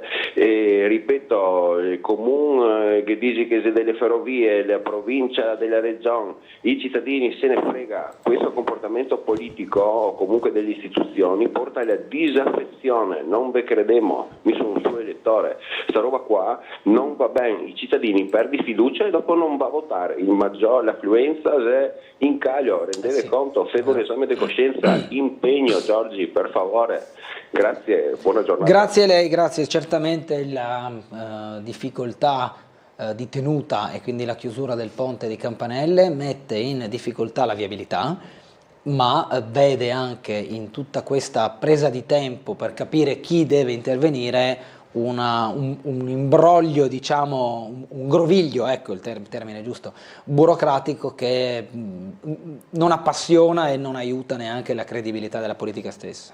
Allora, partiamo dal fatto che sono uno dei penalizzati, diciamo, nel senso che sì, è vero, fra l'altro. I nostri 120 atleti del Campanelle, più tutti gli altri ragazzi delle altre società che gravitano sul campo sportivo, sono obbligati oggi a fare altri percorsi, fermo restando che non tutti fortunatamente salivano per via Campanelle, che è una via abbastanza complicata da percorrere, ma ovviamente quindi conosco bene il problema e più volte ho cercato insomma di sollecitare, però io devo fare, siamo sempre lì, un altro ragionamento. Sì. Ha ragione il cittadino, ma in generale i cittadini che dicono ecco la politica non funziona. C'è un grosso problema in Italia che però non è la politica e che la politica non riesce a risolvere. La colpa della politica oggi non è perché il ponte di Campanelle non si riesce in qualche maniera a riaprire, la colpa della politica è che non riesce a spazzar via una burocrazia e una sorta di casta burocratica, perché è inutile che se la contemo, no? Si parla tanto della casta politica perché fa comodo ai giornalisti, non a quelli di Tele4, genericamente, che inventano canali TV basati sull'attacco alla politica da una parte e dall'altra. Sì, di tutto e di più. E fa bene agli artisti, cantanti, attori, che ormai la politica è stata delegittimata proprio da chi dovrebbe in qualche maniera sostenerla diversamente. La verità è che Giorgi aveva, e se il cittadino che mi conosce si ricorda, 20 anni fa, quindi non 200 anni fa, aveva tanti capelli come Lucio Battisti e oggi ne ha un po' di meno, seppur rasati, perché spesso e volentieri, anzi quotidianamente, ci si scontra con questa burocrazia. Allora l'impegno è cercare di combattere, cercare di far sì che le persone all'interno della burocrazia, dirigenti, attenzione, il dirigente vince un concorso, entra e fa il suo percorso all'interno di un'amministrazione pubblica, è ben pagato, molto di più del politico, almeno a livello comunale, proprio perché dovrebbe in qualche maniera trovare le soluzioni rispetto a quello che la politica chiede. Allora il cittadino chiama Giorgi e Giorgi dice dobbiamo riaprire il ponte di via Campanelle. Gullotta, che è il dirigente di servizio e prende 3 volte tanto lo stipendio dell'assessore Giorgi, quando era assessore, del consigliere neanche non facciamo più i paragoni, dovrebbe fare di tutto per far sì di risolvere il problema. Ecco, lì qualcosa si incastra, perché non c'è solo Gullotta, dall'altra parte c'è un burocrate, in questo caso in regione, che come Gullotta è convinto di aver ragione e giura fedeltà non al cittadino, ma giura fedeltà sul libro della burocrazia, codice, sì. E lì avviene il patatrac, si blocca tutto. Ma vi pare normale, questo è per spiegare com'è la situazione, colpa della politica che in qualche maniera non riesce a disincastrare questa situazione? Questa è la vera colpa della politica. Non dico un colpo di spugna, ma veramente bisogna un colpo di spugna sì a codici, cavilli e tutta una serie di situazioni.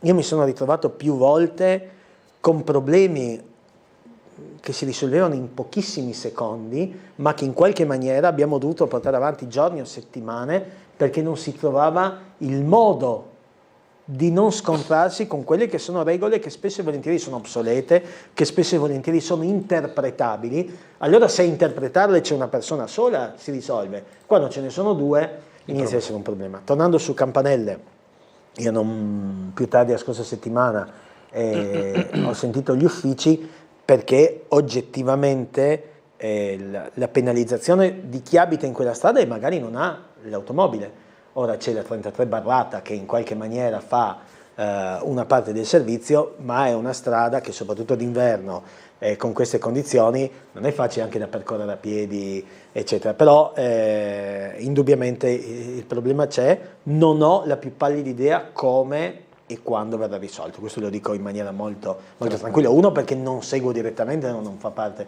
dei miei compiti. Ogni tanto provo a sollecitare.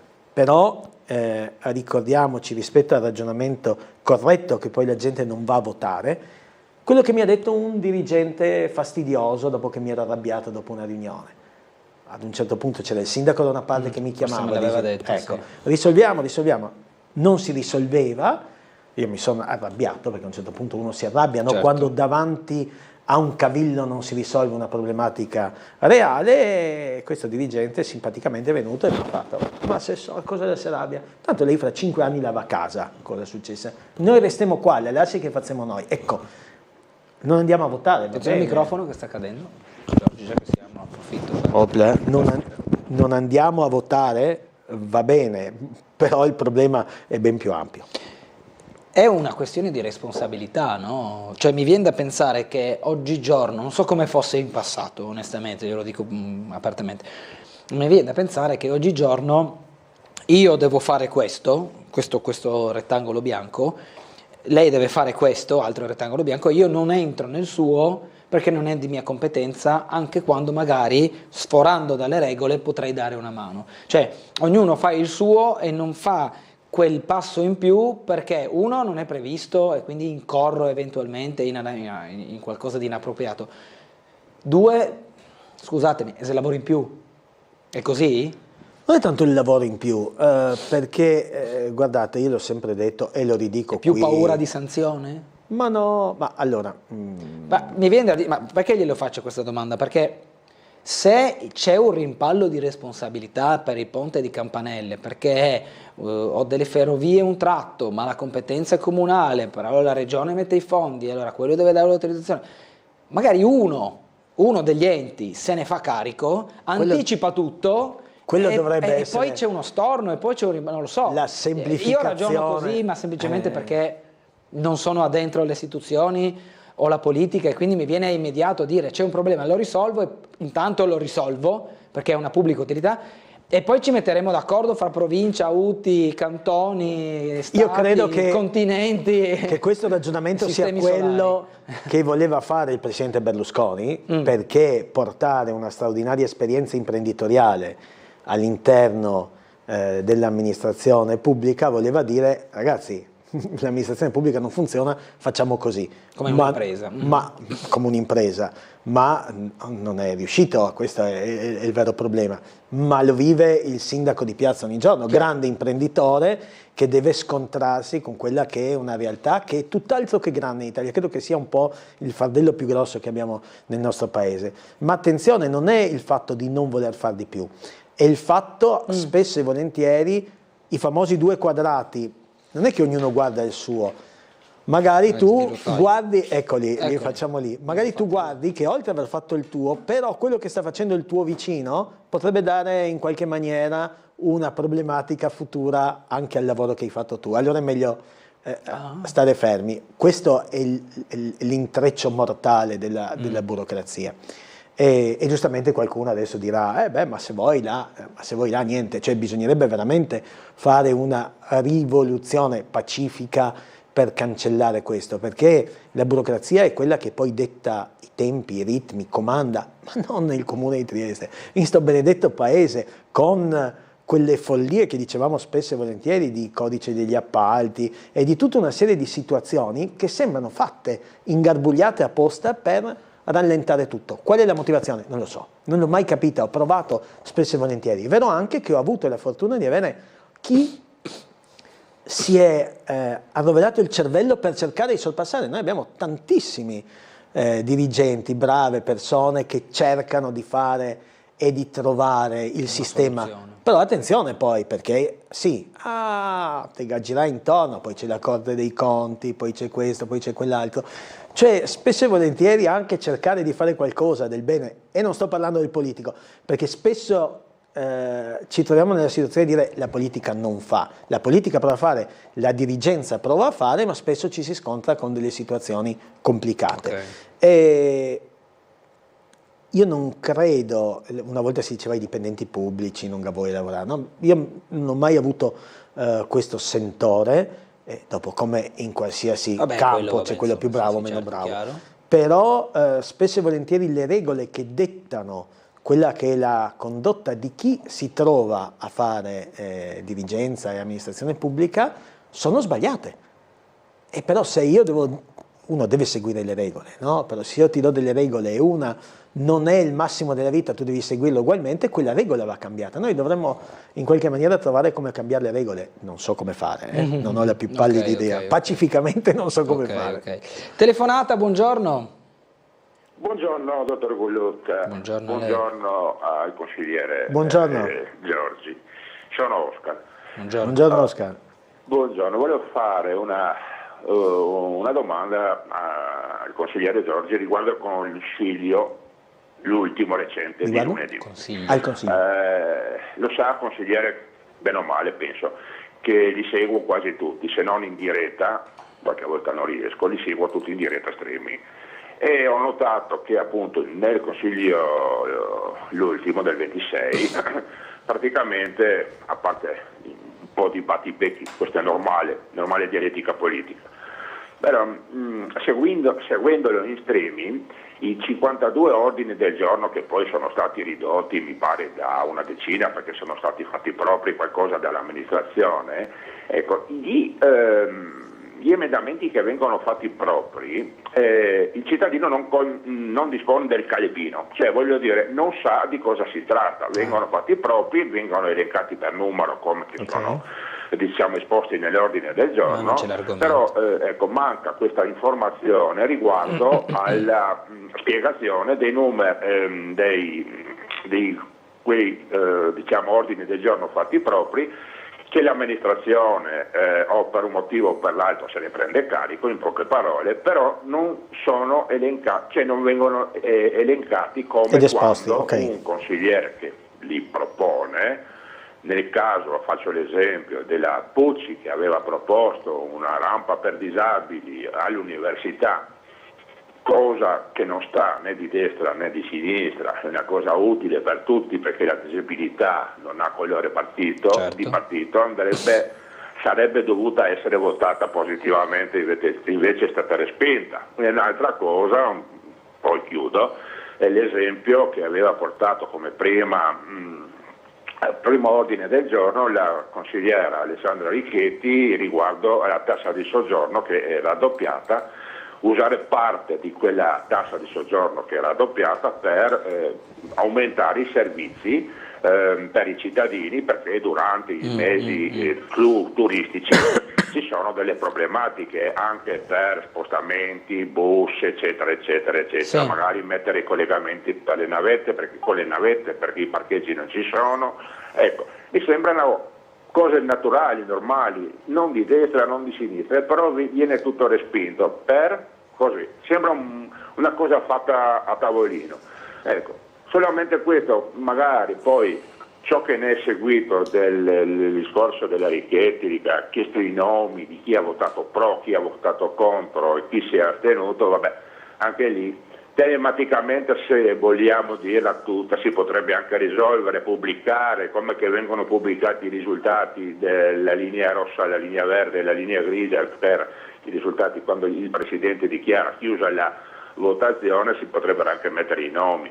volendo. Però ecco, solo questo qua volevo dire, ecco, dare la possibilità a chi ascolta, a chi segue, di quando capirne di vengono più. ritirati e fatti propri gli emendamenti, che vengono spiegati quali anche sono, perché se no il cittadino non lo sa. Non capisce. Grazie, Perfetto. buon lavoro. Grazie Oscar. Grazie. Prego Giorgio, poi andiamo in pubblicità. Velocissimo, assolutamente d'accordo. Se uno segue in streaming ha difficoltà a seguire certe situazioni, bisogna capire se tramite il canale YouTube in qualche maniera si riesca anche a mettere delle slide, degli approfondimenti per far vedere, o perlomeno diremo al Presidente di rendere pubblico il calepino. Ma sì, a parte non rendere pubblico il calepino, nel senso gli ordini del giorno non sono inseriti nel calepino, ma sono delle documentazioni che vengono poi allegate alla convocazione, eccetera, eccetera.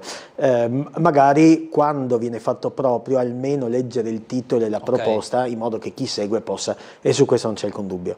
E prima di andare in pubblicità, sugli ordini del giorno, sono tutti condivisibili, ma non è lo strumento per pianificare l'utilizzo di risorse. L'ordine del giorno, tra l'altro, è un documento che, permettetemi, ma io ormai sono diventato molto schietto, è quasi carta straccia. Nel senso che un emendamento al bilancio votato impegna a spostare dei fondi da una parte all'altra, ed ha un senso. Un ordine del giorno è come dire oggi, come dire a te, ma guarda, ti impegno che alle 8:51 ti bevi un caffè. Vabbè. E tu deciderai se berlo o meno, non c'è nessun tipo di obbligo, non c'è nessun tipo di impegno. La pianificazione va fatta in maniera diversa. La rampa per disabili è utilissima dappertutto, ma non si fa tramite ordine del giorno in Consiglio Comunale. È una cosa che si fa assieme agli uffici, perché si va a svilire quello che è il compito del Consiglio Comunale. Il Consiglio Comunale non è un consiglio circoscrizionale, se no chiudiamo le circoscrizioni. È la circoscrizione che in qualche maniera deve promuovere l'asfaltatura di via Mazzini dall'8 al 12, piuttosto che la rampa in quel punto, piuttosto che il semaforo, perché il Consiglio Comunale detta quelle che sono le linee guida della città, capoluogo di regione, che ha un bilancio da 900 milioni di euro. Non può un Consiglio Comunale ridursi a discutere dello specchio parabolico, perché non esiste, non fa parte di quello che è il suo mandato. Dopodiché ogni consigliere fa quello che vuole, indubbiamente, ma va fatto e discusso in maniera diversa. Per quello che riguarda la tassa di soggiorno, qui è più complicato, non è uno specchio parabolico, la decisione sta in capo alla maggioranza. Ci sono delle commissioni dove si può proporre quello che può essere una tipologia diversa di utilizzo dei fondi, sicuramente non anche qui con un ordine del giorno che, anche se approvato, non varrebbe assolutamente nulla. Ho capito. Abbiamo la pubblicità, quindi una breve pausa, ci vedremo tra qualche minuto.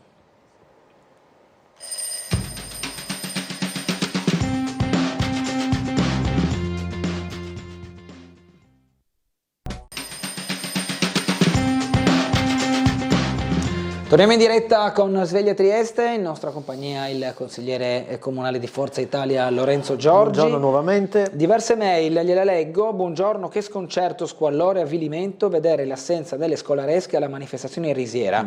Faccio i complimenti ai responsabili per condizionare il pensiero degli studenti e trasmettere loro l'antisemitismo a prescindere. Vergogna, scrive Loredana. Ieri erano assenti. Ieri è stata una manifestazione molto sottotono.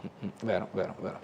Altra mail, prego gentilmente di voler verificare i rami altissimi degli alberi che si trovano tra le due vie sopramenzionate, ovvero Giardinetto tra la fine di via Aldegardi e via Felluga, per l'incolumità delle persone che transitano sotto vista la caduta. Ultimamente, dopo la bora di due grossi rami rimossi dai vigili del fuoco, scrive Lucia. Altra mail dice: i giudici avrebbero impedito l'espulsione, magari riuscire ad espellere più di 6.000 persone, che sembra un limite massimo di ogni governo, compreso questo, che è a questo ritmo tra 22 anni avrà risolto il problema. Quanti scafisti sono stati inseguiti nel globo terracqueo? Il calo della rotta balcanica dipende più dalla chiusura dei campi in Bosnia e Croazia o dagli appostamenti a Rabuiese e Fernetti? Si pone delle domande il telespettatore, così come abbiamo detto prima, anche questioni di carattere, diciamo, extralocale. Certo, magari i blocchi ai confini non servono per chi arriva a piedi, che arriva da altre parti, però da quello che abbiamo sentito sono serviti a trovare diverse situazioni e a portare a diversi arresti di persone che comunque delinquono. Altra telefonata, buongiorno. Buongiorno, sono Franco Lega da Udine Nord. Buongiorno, Buongiorno. allora, signori e triestini e friulani. Prego. Ieri ho sentito il sindaco e stamattina alle 4 l'ho risentito. Praticamente si lamenta perché ha dovuto mandare via diverse persone, 150 extracomunitari. Ma finché non chiudere le frontiere è inutile che lui protesti. È inutile, devono arrivare, visto che li hanno mandati via questi 150 ed era lì una pletora di forze dell'ordine, quelle lì andassero sul confine, li mettessero sul confine e vedere chi entra con il documento e chi non entra lo lasciamo alla Jugoslavia, alla Slovenia. Non lo so cosa ci vuole. Perché si lamenta sempre? Se non riesce a chiudere, non riesce a chiudere neanche a casa sua, sarà chiusa. Ma perché non deve chiudere questi qui? Possibile. Poi un'altra cosa. Salvini sbraita di qua e di lì di là. Ma i 700 che sono al governo, chi è che parla come Salvini? Nessuno.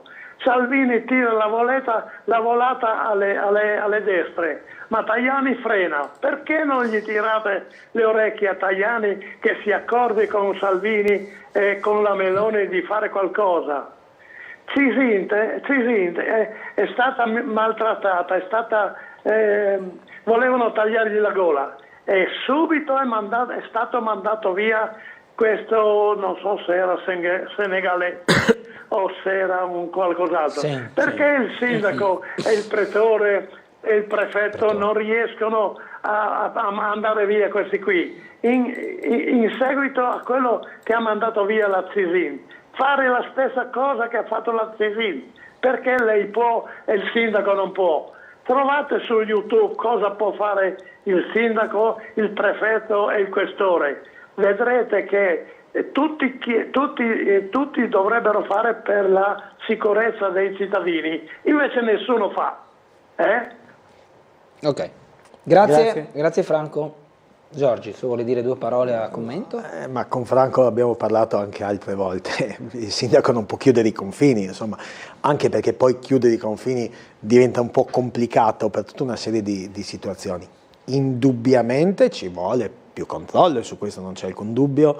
Noi abbiamo una rotta balcanica che sicuramente è calata rispetto a tempo fa, questo lo dicono i numeri, ma ci troviamo in queste situazioni dove delle persone in qualche maniera si ritrovano nella nostra città e in situazioni di pericolo anche per loro stessi, perché gli sgomberi fatti anche in Porto Vecchio fanno sì di mettere in sicurezza quelle persone, perché abbiamo visto anche dei momenti tragici vissuti lì. Per il resto la politica nazionale ha tutti i suoi riscontri e risvolti, fortunatamente io dico Forza Italia e Tajani hanno una posizione ben precisa e una linea con pieno rispetto della linea degli amici e colleghi della Lega piuttosto che di Fratelli d'Italia, ma che dà secondo noi delle risposte concrete sulle problematiche. Qui non è un problema di piazza, di Cisint o di Franco da Udine Nord, è un problema internazionale che continuerà in qualche maniera e purtroppo diventerà più pressante nei prossimi anni, dimenticando quanto poco siamo stati attenti come politica mondiale ed europea quando abbiamo deciso in qualche maniera di sovvertire situazioni in Africa, Gheddafi in primis, che in qualche maniera collaborando con il nostro paese, con l'Europa, faceva sì che non arrivasse questo fiume di persone. Però tant'è, questa è la situazione. Ho altre mail, una la leggo, dice: faccio riferimento alla notizia letta sul quotidiano riguardo il debito della Triestina verso il comune per l'uso dello stadio. Ciò non sorprende, ma mi preoccupa leggere che più di qualche società sportiva triestina deve importi non poco importanti al sindaco. Come mai? Chiede Renata. Sono costi di gestione, no? Sì, sono costi su cui io so che ci sono già delle situazioni di rientro. Se non sbaglio la più grossa, adesso non vorrei dire una sciocchezza, era riferita a perdite d'acqua di una delle società sportive dell'Altipiano, quindi rotture idriche che avevano portato a queste situazioni, perché i campi di calcio A11 di proprietà comunali e dati in gestione hanno anche dei tetti di utilizzo di elettricità, acqua e gas dove il comune interviene. Se si va oltre ovviamente diventano a carico delle società, ma sono situazioni che, stando all'ultima riunione che abbiamo fatto con i presidenti, sono tutte in fase di rientro. La Triestina purtroppo abbiamo visto anche la pubblicazione di un bilancio che probabilmente con attenzioni diverse avrebbe permesso di creare una squadra che poteva aspirare alla Serie A, qualora fosse in Serie B, perché quegli importi lì sono per società che possono così allestire formazioni tecnicamente pronte a vincere la Serie B, e noi ci troviamo ultimi per altri motivi, perché altrimenti la squadra sarebbe leggermente sopra i play-out. Ora, sportivamente i miracoli a volte esistono, qui ci vuole un miracolo di quelli grossi, belli grossi, insomma non possiamo che intrecciare le dita.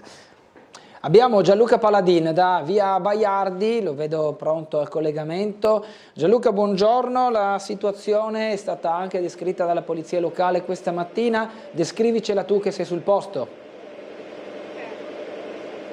Buongiorno Bernardo, a te e a Lorenzo Giorgi, tuo ospite. Siamo arrivati sul posto dopo le tante segnalazioni ricevute anche tramite la polizia locale di Trieste. Un grosso albero è caduto in via dei Baiardi, all'altezza più o meno del civico 86. Sul posto in questo momento stiamo vedendo, oltre al danno che è davanti ai nostri occhi, l'albero cascato, stiamo vedendo anche gli operatori di Acegas che sono arrivati sul posto per ripristinare la rete elettrica, perché l'albero cadendo ha abbattuto anche dei cavi. Diverse le persone e le famiglie rimaste senza elettricità, i nastri dei vigili del fuoco che sono intervenuti per agire sul posto e tagliare il fusto dell'albero e i rami, e poi torneranno qui al termine dell'intervento di Acegas APS AMGA per liberare la strada, perché appunto adesso l'emergenza è far tornare l'energia elettrica alle famiglie. Vedete, l'albero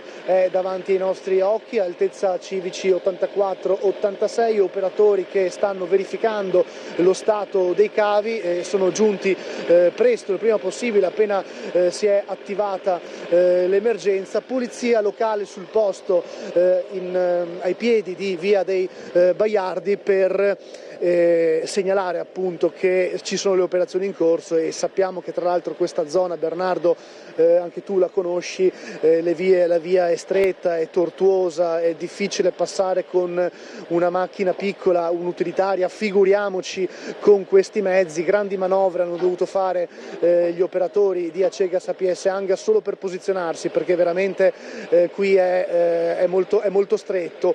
Chissà cosa avrà determinato la caduta dell'albero. Ovviamente sentiremo anche il parere dei pompieri nel corso delle prossime ore, nell'arco della giornata, ma credo che la pioggia, la terra che scende, abbia potuto contribuire al cedimento dell'arbusto. Segnaliamo tra l'altro, anzi ci segnalano che diverse volte sono stati chiamati i pompieri proprio per agire sulla potatura di alcuni rami, ma anche dell'albero caduto. Che fosse quindi già un albero pericolante, naturalmente lo capiremo assieme e ne daremo contezza nel corso delle prossime ore. Vado un attimo. Nivea, buongiorno. Eccola. Anche lei ha contribuito a segnalare questa situazione? No, io mi sono svegliata alle 4 questa mattina come al solito, però oggi sono tornata a dormire. 6:15 ho sentito un rumore, sembrava qualcuno che sgomava, e invece c'erano i vigili del fuoco che hanno tagliato i rami più pericolosi o d'altro, eccolo.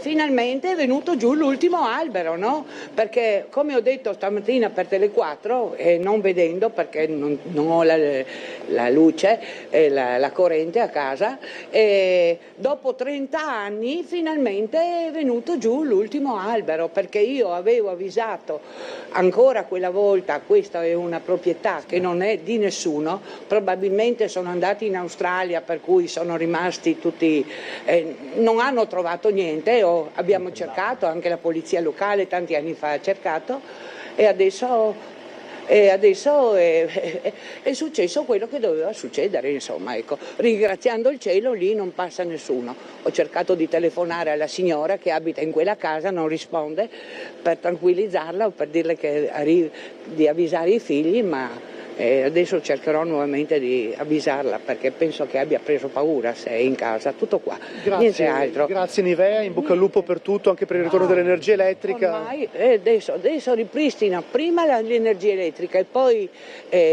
cambieranno il palo, ecco, prima la ripristinano e poi cambieranno il palo. Grazie Nivea, in bocca al lupo. Noi ci scolleghiamo un attimo, Bernardo, anche per proteggere la telecamera dalla pioggia, casomai ci ricolleghiamo fra poco. A voi. Sì Gianluca, grazie. La signora Nivea l'aveva detto prima al telefono a noi, lo ha detto adesso a Gianluca Paladin. Ho notato una somiglianza con un personaggio di Star Wars, ma questo è un altro discorso. Purtroppo, oddio, Nivea ha detto per fortuna, è chiaro, perché dici pericolo, una volta che cade il pericolo non c'è. No, questo è un po' il senso del per fortuna. Si sentiva che, e questa mattina non avevamo l'indicazione precisa di dove fosse successo, quindi un'area probabilmente privata. Lì siamo considerate, magari tanti non conoscono la zona, siamo praticamente all'interno del parco di Villa Giulia, perché via Baiardi sostanzialmente. Da via Cantusa e esatto, via Baiardi. No? Per cui lì abbiamo una situazione fortunatamente di un polmone verde importante, ma spesso e volentieri succede che ci siano degli spazi, dei terreni privati e non comunali dove si intervenire, ma si interviene soltanto come amministrazione comunale quando c'è un'oggettiva presenza di pericolo, e quindi si parlava anche degli altri alberi tagliati. In qualche maniera il comune interviene, poi mette in conto ai proprietari, che in questo caso ad esempio nemmeno si sa dove siano e non si trovano, per cui è una cosa che spesso capita, la mancanza di titolarità di poter intervenire velocemente.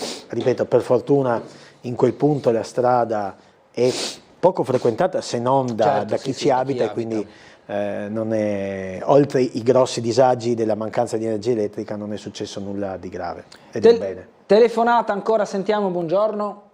Sì, buongiorno a voi. Buongiorno Sergio, volevo dire a Giorgi, dato che si parlava di questioni di rampe per handicappati, dal 1993, quando eravamo insieme in circoscrizione, funzionava la famosa il famoso, come si chiama, porca miseria, adesso non mi viene la parola, funzionava là in via della Cattedrale c'era il saliscendi per gli handicappati, nel 1993 che eravamo, da quella volta non ha funzionato più. Ora siamo nel 2026 e il saliscendi per handicappati non esiste. Ecco, dato che prima avete insomma parlato di handicappati, volevo dire, questa rampa per handicappati è San Giusto, vogliamo metterla per andare ai bagni in via della cattedrale? È una vergogna, sarà un anno che io parlo con tutti, non succede mai nulla. Poi io dico, ma voi consiglieri, comunali, che compito avete? Perché se prima hai detto che le circoscrizioni dovrebbero fare tutto, poi le circoscrizioni non hanno potere di fare niente, e così stiamo a capo, perché voi non fate niente, loro non vorrebbero fare, ma non possono perché non vengono sentiti, e così non si fa niente. Ecco, volevo interpellare e dire, vogliamo fare sta rampa per i disgraziati che vengono, e per i turisti, per tutti quelli che vengono a San Giusto che non hanno dove andare a fare i propri bisogni. Grazie Sergio, grazie. Grazie a Sergio Zedel, che era un consigliere circoscrizionale super attivo, e non è vero che non vengono ascoltati o non si fa nulla. È vero che bisogna spesso e volentieri pianificare. Allora, adesso questo di via della Cattedrale, ho capito, facciamo riferimento ai bagni che si trovano immediatamente sotto la Cattedrale di San Giusto, e ci sono alcuni gradini, per cui adesso io francamente non ricordo se ci fosse o meno la rampa, ma stando a quello che diceva Sergio evidentemente no, e faremo le opportune verifiche, perché mi sembra che se non ci sia e non funziona in un posto del genere, anche perché ci sono tante persone anziane, non soltanto i disabili, che magari possono avere delle difficoltà a fare le carrozzine. Non è caro Sergio, che le circoscrizioni devono fare tutto. Ci sono alcune situazioni che devono essere prese in mano dalle circoscrizioni e dai presidenti, e mi pare che qualche esperienza di lavori fatti in circoscrizione, almeno quando c'ero io e quando ero presidente io, l'elenco è lungo. Serve un impegno costante del presidente, ma non con l'ordine del giorno in consiglio comunale, con la presenza fisica negli uffici. Questo è il compito e il modo di operare che devono avere i consiglieri comunali e i presidenti di circoscrizione. Io, per ottenere tante e tantissime delle cose che sono riuscito a ottenere, a prescindere da chi governava, perché ero presidente sia con il sindaco Illy che con il sindaco di Piazza, presidente della terza circoscrizione, bei tempi.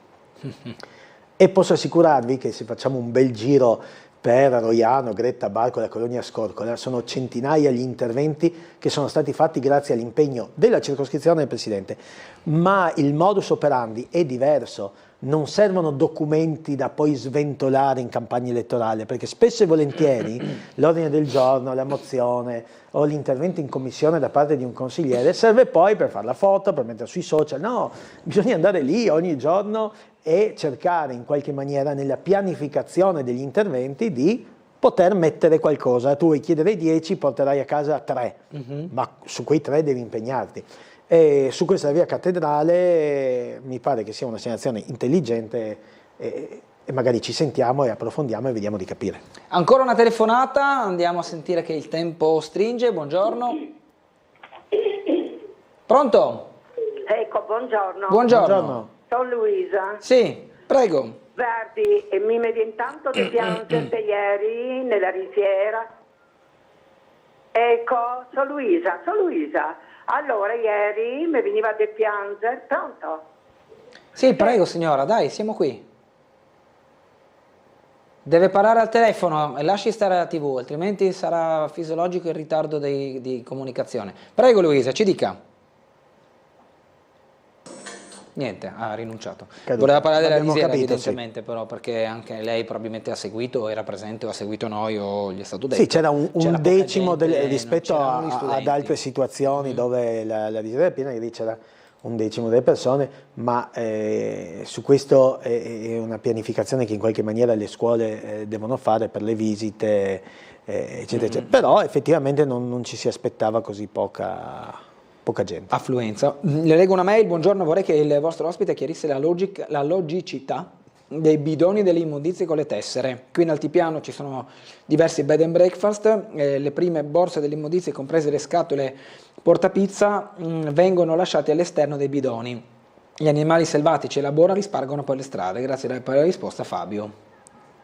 Allora, bed and breakfast e situazioni commerciali presumo abbiano un percorso diverso. Sicuramente non può essere quello di lasciare cartoni o immondizie al di fuori dei cassonetti. I cassonetti intelligenti hanno un esperimento, ovviamente, no? Infatti è limitato a una zona della città e servono per andare un po' a regolamentare quella che è il conferimento, anche in vista di una raccolta differenziata che deve essere sicuramente più attenta da parte della nostra città. Non so dire al gentile telespettatore quali sono le normative rispetto a attività commerciali o bed and breakfast, ma sicuramente i percorsi sono diversi e lo prego di segnalare poi fattivamente quando ci sono queste situazioni, proprio perché non è pensabile che un tentativo di migliorare la situazione del conferimento delle immondizie faccia sì che invece lo peggiori.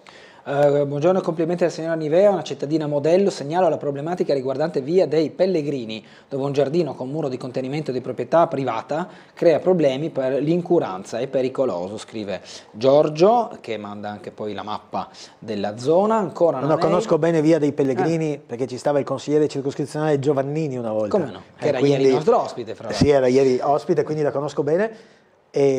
Però se ci sono situazioni di pericolo vanno segnalate immediatamente magari alla polizia locale. Esatto. Se poi è un privato, il privato deve intervenire, sempre qui, qualora non intervenga e l'amministrazione riscontri un pericolo effettivo, interviene e poi si rivale sul proprietario. Certo. Ultima mail, poi andiamo in chiusura. Desidero segnalare lo stato di completo abbandono e degrado della parte alta della via delle Querce. che si presenta con pericolose buche e cedimenti strutturali, situazione sfalcio verde pubblico in completo abbandono da anni, chiede una verifica sul posto già sollecitata da tempo. La situazione con tutte queste piogge inizia a essere pericolosa. Siamo a Roiano, no? Sì, a Roiano, via delle Querce, che è anche lì siamo praticamente dentro la parte collinare, la parte di bosco, è un po' simile a quella situazione di via Baiardi, no? Quindi tantissimo verde, spesso e volentieri non è un verde pubblico, è un verde patrimoniale. Qui c'è una distinzione che adesso in ritardo non riusciamo a fare,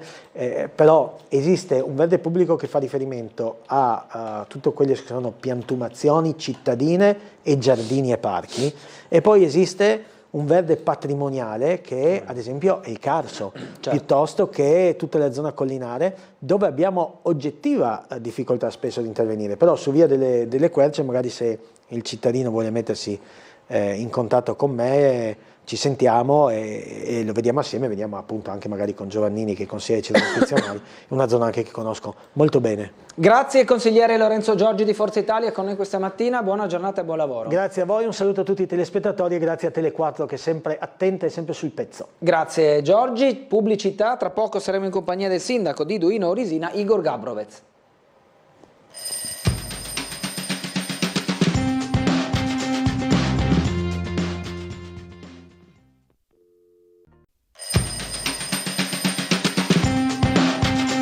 Perché mi scivolava. Ben ritrovati in diretta con Sveglia Trieste, come vedete siamo in compagnia del sindaco di Duino Orisina, Igor Gabrovec. Buongiorno sindaco, ben ritrovato. Buongiorno a tutti, dobar danus.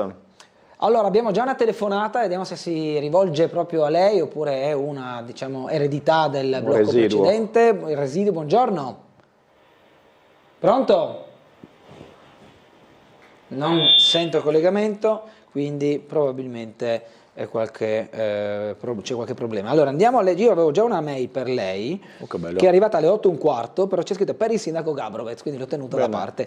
Una piccola segnalazione: ieri martedì eravamo ad Aurisina, fatto il sentiero della Salvia, nel tratto tra l'incrocio con il sentiero dei pescatori e Aurisina centro tutte le lampade stradali erano accese pur essendo una giornata di sole. Dato che non siamo spesso in quel pezzo, chiedo se è usuale o c'è stato un guasto, forse sono state già ripristinate, tutto ciò nell'ottica del risparmio energetico. Manda la mail questo telespettatore. No, non c'era un guasto, sicuramente siamo attenti al risparmio energetico in quanto negli ultimi 2 anni abbiamo fatto sostituire tutte le luci, l'illuminazione pubblica con la nuova generazione di luci a LED che sono più luminose ma soprattutto consumano molto meno.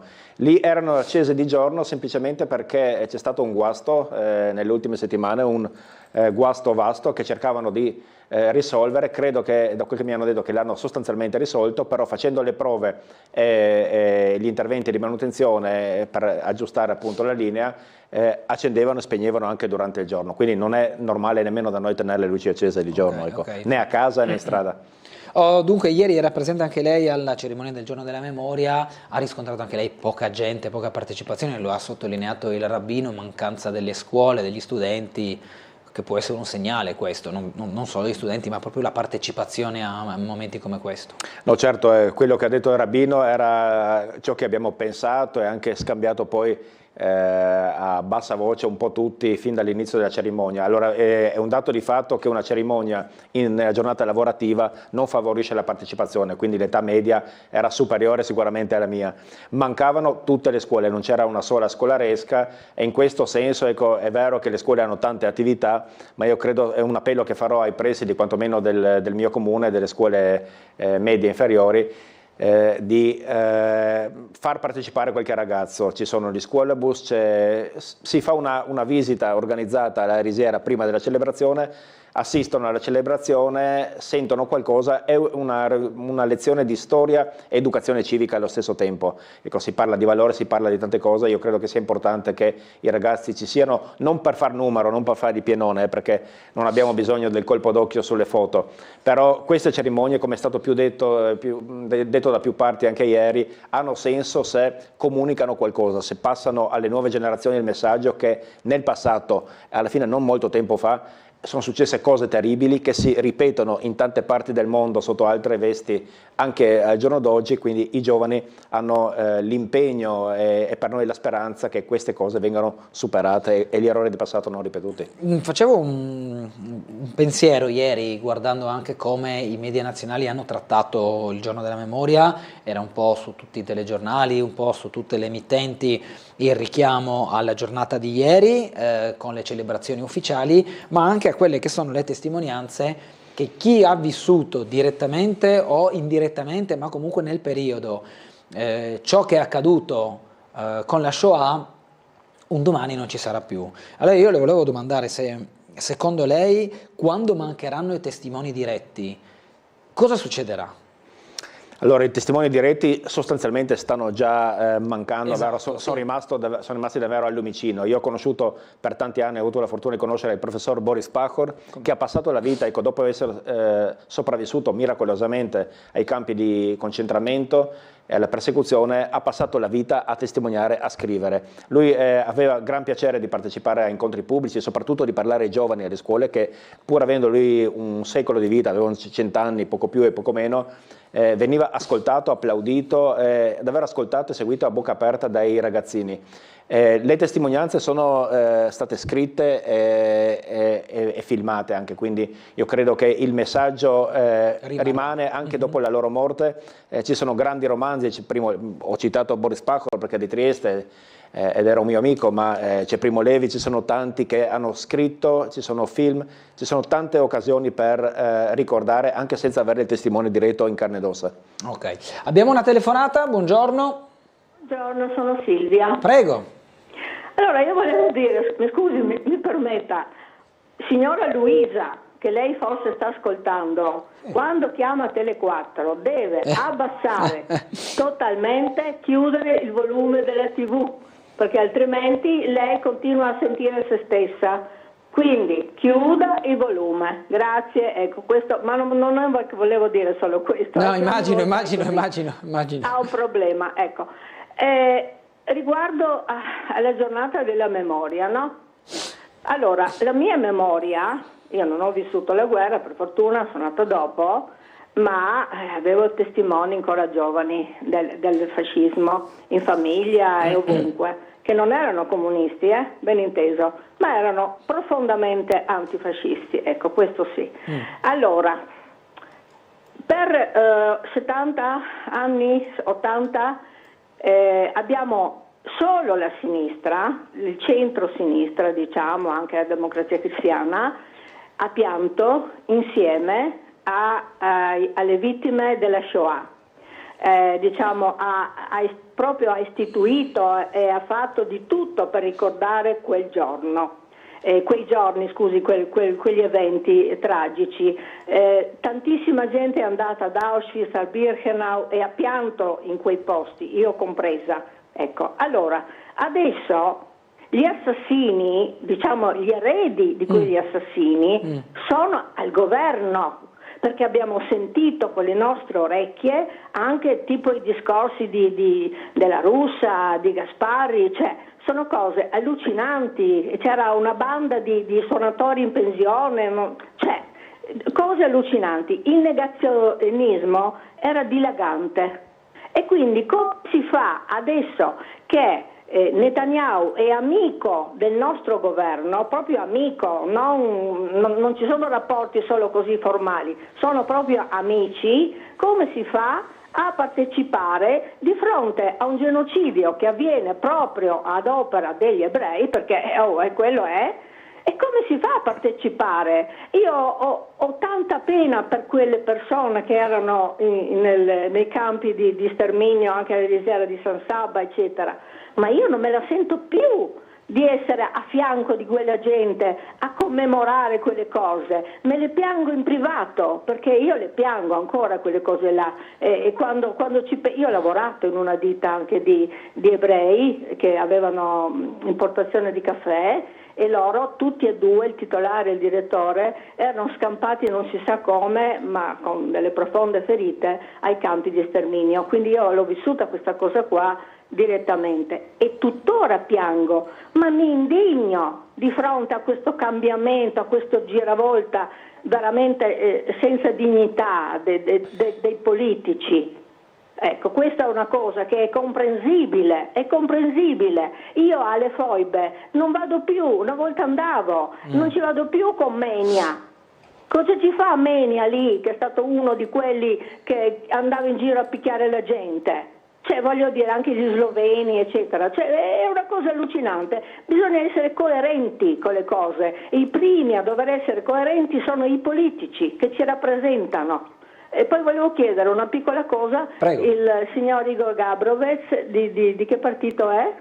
Dell'Unione Slovena, no? Sì, dell'Unione Slovena. Skupnost. Sono tesserato dell'Unione Slovena e in coalizione di centrosinistra. Benissimo, io sono mezza slovena se vogliamo, perché mia mamma era slovena, ecco. Comunque, la spiegazione della poca gente è questa, perché con chi parlo tutti dicono la stessa cosa. Okay. Grazie. E buongiorno. Grazie anche per le istruzioni per l'uso su come intervenire a Tele4, ricordando che è meglio, anzi è buona pratica abbassare il volume della TV e parlare solo col telefono. Gabrovec, se vuole intervenire con un commento su quanto ha detto la signora Silvia. Allora c'è poco da commentare, la signora Silvia ha fatto una riflessione che è legittima e che viene fatta da tanti. La premessa è che io partecipo alle celebrazioni a prescindere di chi sta al governo, sono celebrazioni sempre istituzionali, quindi che ci sia la Meloni a presiedere il governo o che ci sia Prodi o che ci sia D'Alema o che ci sia Renzi cambia poco. Ecco. Le giornate come quelle sono per ricordare innanzitutto e dobbiamo anche cercare di non limitarla soltanto al dramma della Shoah, lo ha detto anche Rabino ieri, parte dalla Shoah perché i milioni di ebrei sono stati la vittima singola, diciamo, come categoria più colpita, però ci sono stati milioni di altre categorie e sono stati citati anche ieri, quindi è un dramma che era un dramma esteso che si ripete sotto altre forme oggi e condivido, ecco, il senso che la storia non ci ha insegnato niente. Se oggi succedono genocidi anche nella terra di Palestina, anche in Israele, se ci sono conflitti nonostante tutto, ecco, qualcosa non ha funzionato nella trasmissione dei valori e della memoria. Dobbiamo andare in pubblicità, una breve interruzione, poi entreremo anche all'interno del territorio di Duino e Risina per le singole iniziative e le situazioni proprio del territorio. A tra poco.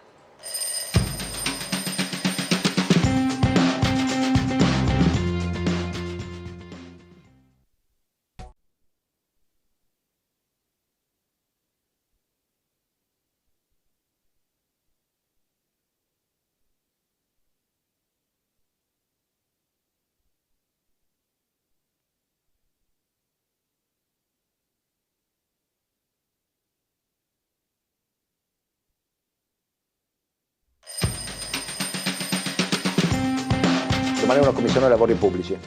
Ben ritrovati con Sveglia Trieste, 9:20 di questo mercoledì 28 gennaio in compagnia del sindaco di Duino Aurisina Igor Gabrovec. Facciamo il punto un po' sul territorio proprio comunale. Fra poco parleremo del carnevale. Volevo fare una domanda sui lavori pubblici. La piazza di Aurisina ormai è stata inaugurata ed è a pieno regime. Altri interventi sul territorio? Beh, il Comune nel bene e nel male è un cantiere continuo, io dico nel male perché crea grossi disagi, soprattutto gli interventi sulle strade pubbliche. Proprio domani mattina, venerdì, abbiamo una seconda commissione consigliare permanente che sarà dedicata a fare il punto sui lavori pubblici, informare, dare un cronoprogramma più o meno preciso. Ecco, tra la primavera e l'estate andremo a fare un piano, un intervento forte di asfaltature che non si vedeva da tantissimi anni, sui €500.000 di investimento, un po' sparso nelle diverse frazioni perché le esigenze sono tante che non possiamo permetterci di intervenire su una frazione singola alla volta e renderla completa perché c'è la rivoluzione nelle altre. Abbiamo 18 frazioni, quindi la cosa è molto impegnativa, con strade che non sono tutte comunali, tra l'altro sono strade statali, comunali, provinciali, ovvero oggi EDR e un domani di nuovo provinciali. Quindi un piano di asfaltature che è sentito, perché si parla anche non soltanto di decoro urbano, quindi strade belle da vedere, ma anche sicurezza, meno buche, asfalto meno scivoloso, nuova segnaletica e via dicendo. Sempre entro l'estate andremo a inaugurare gli spazi dell'ex comunità montana del Carso a Sistiana Centro, vicino al negozio di biciclette e la banca. Una struttura che era utilizzata appunto dalla comunità montana del Carso decenni fa, poi passata alla provincia a seguito della chiusura della comunità montana, passata al comune e chiusa io credo da un 15 anni più o meno. Quindi un intervento di circa €500.000 per riaprirla, uffici aperti al pubblico, e probabilmente ci trasferiamo in toto i servizi cultura, istruzione, tempo libero e turismo. E soprattutto però andiamo a recuperare e riaprire una sala polifunzionale, una sala conferenze di un 70 posti con cabine per la traduzione simultanea, dotata delle tecnologie più moderne, quindi uno spazio nuovo che viene restituito non soltanto agli utilizzi dell'amministrazione comunale, ma soprattutto alla collettività. Ecco, queste sono le due cose che succedono immediatamente.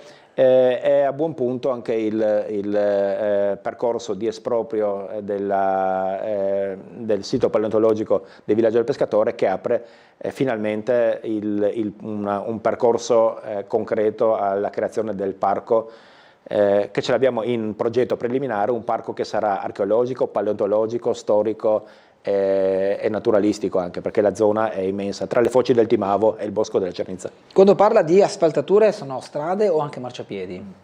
Strade, in questo caso strade, quelle che ho citato adesso, il €500.000, abbiamo diversi tratti di marciapiedi da rifare, anche lì progetti in parte vecchi, in parte poi integrati negli ultimi anni, anche quello dovrebbe partire una serie di marciapiedi quest'anno.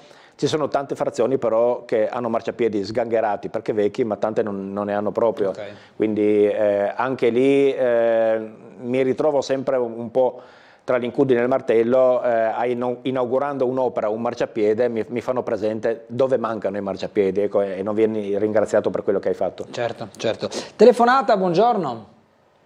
Pronto? Prego. Sì, buongiorno. Buongiorno a lei. A me dispiace voler tornare sull'argomento di poco fa, però la telefonata di quella signora è stata molto chiara. Allora io ho abbastanza anni per ricordare da una sessantina d'anni a questa parte quello che avveniva a Trieste. Ricordiamo che Trieste è una città speciale che ha due monumenti della storia del dopoguerra, cioè le Foibe e la Risiera. Allora, meravigliarsi dell'assenza o della poca partecipazione ieri alla Risiera, è inutile nascondere il momento diciamo politico che sta attraversando il mondo, perché è inutile dire che la guerra israele-palestinese non c'entra. Questo c'entra, purtroppo è molto pericoloso.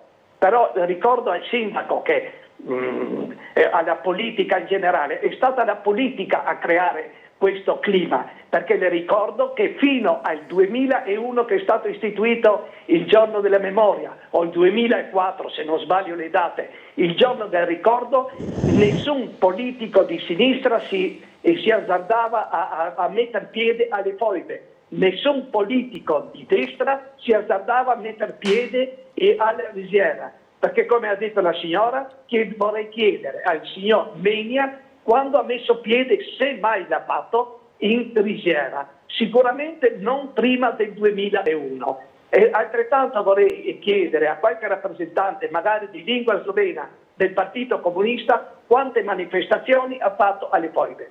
Perché in quegli anni fino a quegli anni partivano due cortei.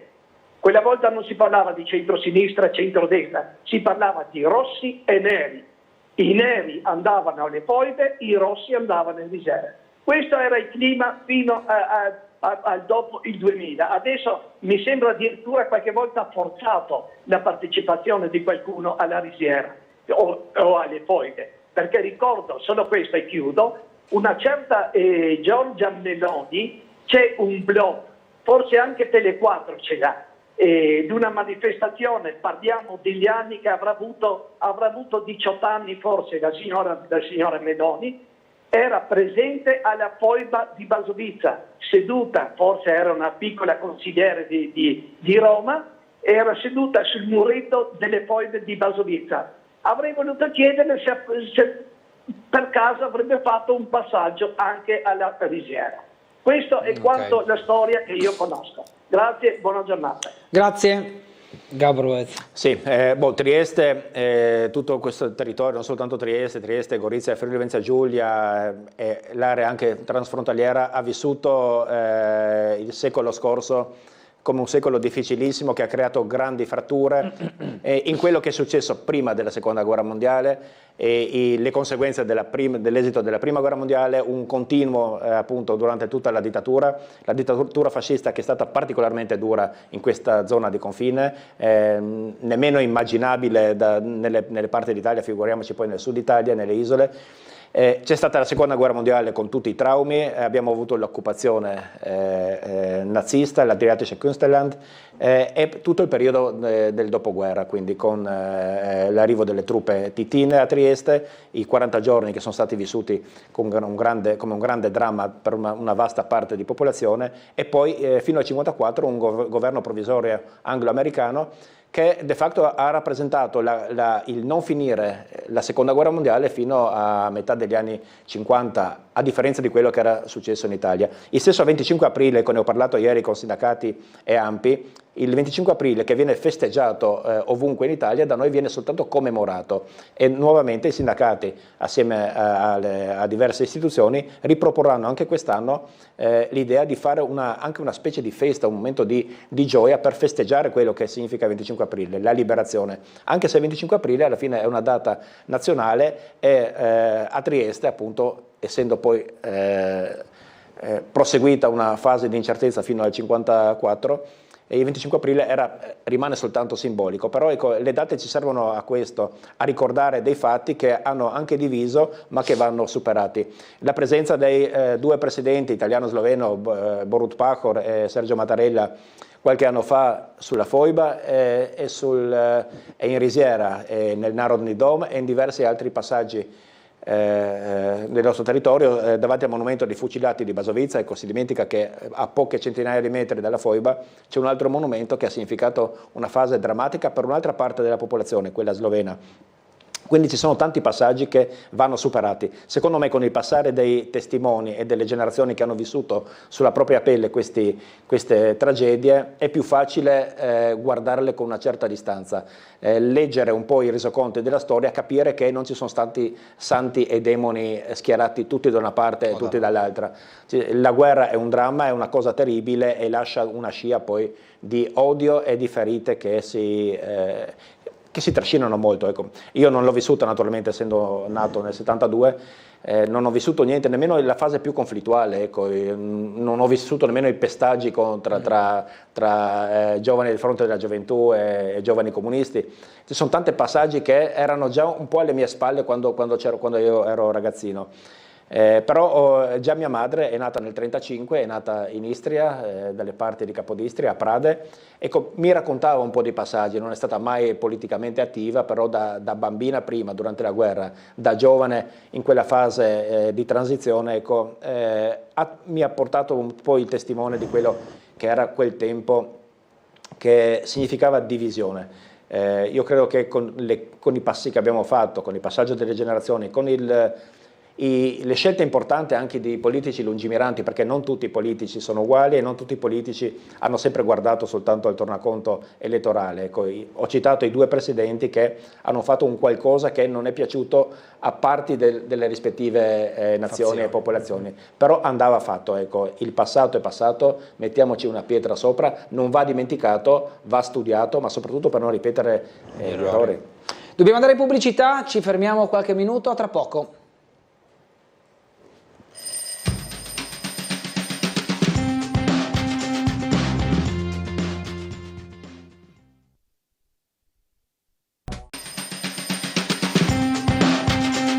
Torniamo in diretta con Sveglia Trieste, ultima mezz'ora, siamo in compagnia del sindaco di Duino Risina Igor Gabrovez, andiamo a sentire la prossima telefonata. Buongiorno.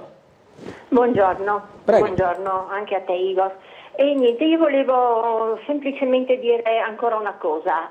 Tutto quello che ha detto è vero, però ci sono stati anche tanti, io sono più vecchia di lui, ci sono stati tanti problemi anche dopo, perché sinceramente c'era il problema del memorandum di Londra, il bilinguismo, le scuole, praticamente fronte della gioventù ci picchiava, e poi negli uffici pubblici, quando io portavo anche i concorsi e tutte queste cose, i documenti, mi chiedevano se sono esule o no, perché se ero esule avevo del punteggio, se non ero esule non avevo diritto, non avevamo diritto, sono cose pesanti, venivano per i paesi a picchiarci, i nostri monumenti venivano deturpati, voglio dire, anche l'università mi aveva chiamato, perché nella domanda c'era scritto cittadinanza e nazionalità.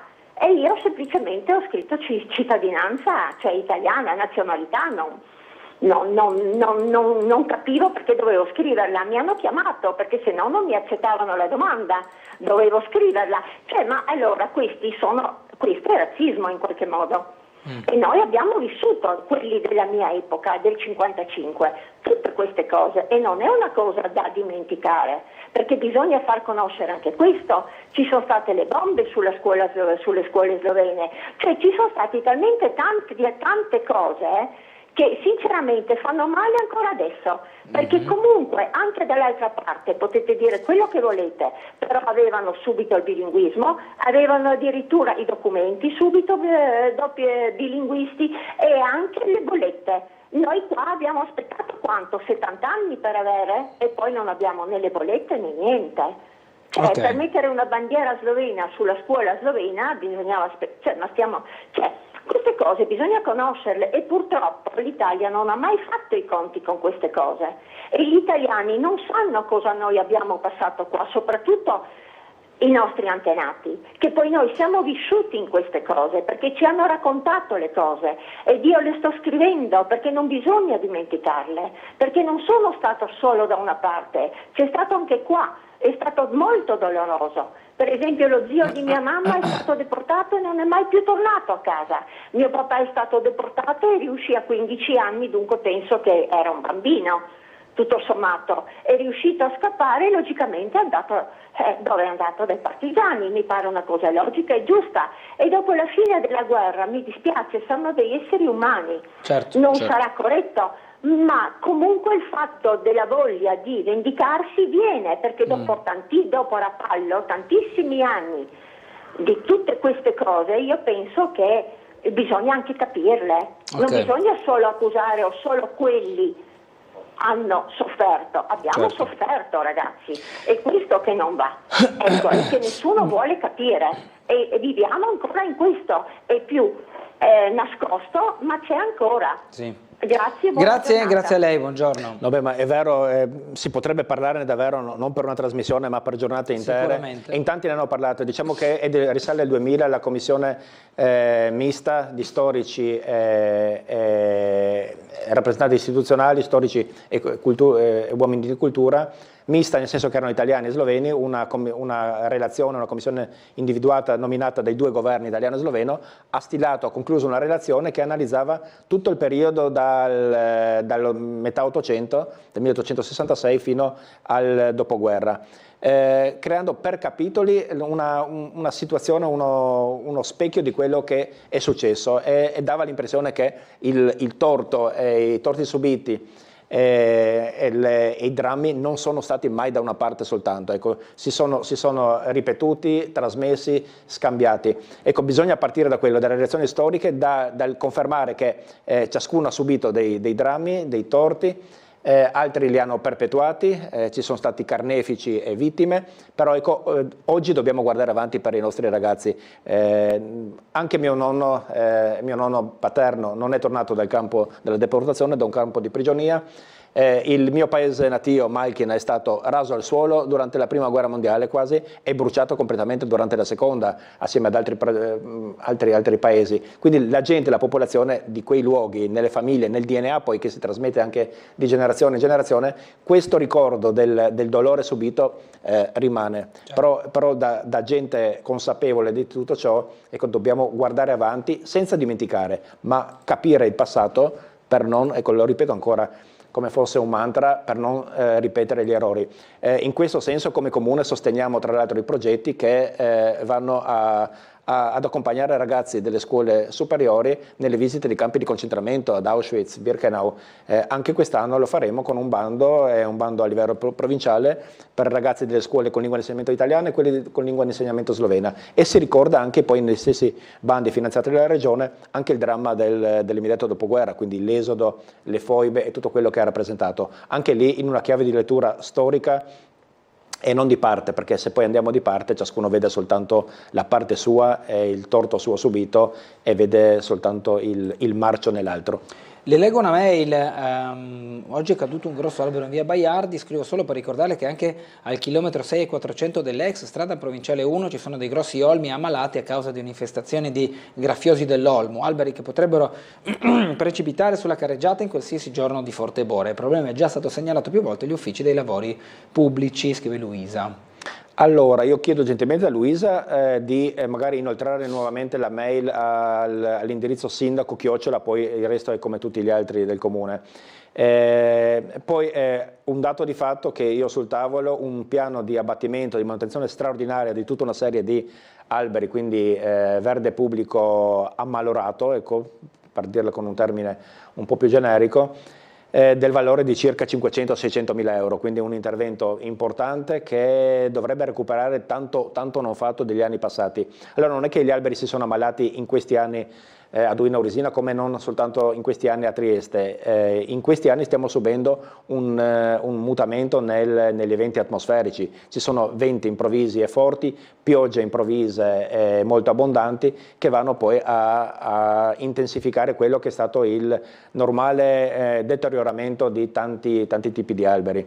Quindi non va sottovalutato e dobbiamo farlo, però è un impegno non semplicissimo. Per abbattere un albero di una certa consistenza anche non si può farlo di punto in bianco, ci serve una mini analisi almeno preliminare di un agronomo forestale, quindi non è il sindaco che parte con la motosega, nemmeno la sua protezione civile.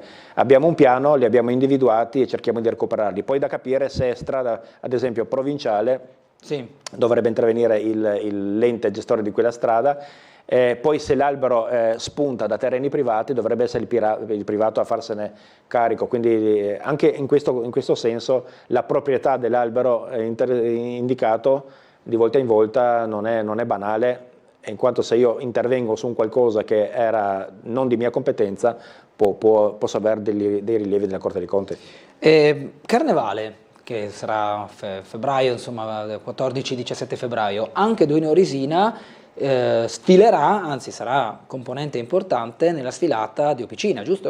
Sì, Duino Auresina ha una lunga tradizione in tante nostre frazioni nel Carnevale, che non è soltanto quel momento ludico che vediamo poi nella settimana di Carnevale, ma è un progetto che parte da prima di Natale. Quindi in tante frazioni dove ci mettono impegno e serietà iniziano a fare ideare i carri moltissimi mesi prima con tanta professionalità, anche impegno finanziario, e sono particolarmente felice e anche orgoglioso che dei 5 carri che parteciperanno alla sfilata di Opicina del Carnevale Carsico, ben 3 sono di Duino Auresina, sono di Slivia, Prepotto e Mediazza, più ci sarà un gruppo mascherato di San Pelagio, una consistente rappresentanza che cercheremo anche di sostenere in qualche modo anche finanziariamente come abbiamo fatto l'anno scorso, ripeto, non perché non è soltanto un momento di gioiosità in quei giorni di Carnevale che già significa molto, ma è un progetto che va a accomunare giovani e meno giovani, quindi unisce le generazioni, stimola la creatività e fa comunità. Ecco. Io vedo vedendo centinaia di persone coinvolte in ogni gruppo, in ogni carro, vedi che c'è un qualcosa che li accomuna, che attorno a un progetto con tanto entusiasmo che va premiato e sostenuto. Anche perché, come dice lei, si lavora tutto l'anno, se non molti mesi, per poi sfociare in pochi giorni, no? Quindi insomma la coralità di intervento e la socialità si coltiva nei mesi e non soltanto nell'atto finale del Carnevale.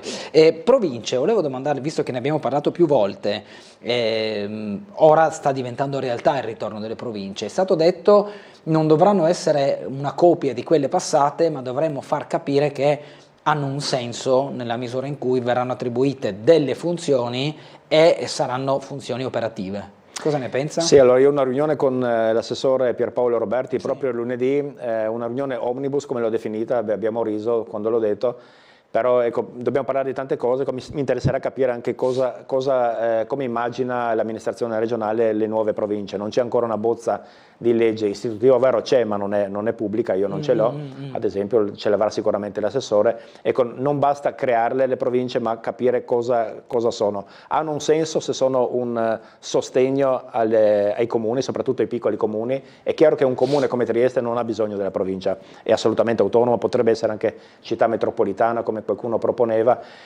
Serve ai piccoli comuni perché tutta una serie di servizi, ciascun comune per sé, io ho una novantina di dipendenti ma ci sono comuni che hanno una manciata, ne hanno 5, 6, 10, 3 a livello regionale, non riescono a fare tante cose da soli, quindi la provincia dovrebbe essere un ente sovracomunale che fa quello che i comuni non possono fare da soli, è un intermediario tra piccoli comuni e regione.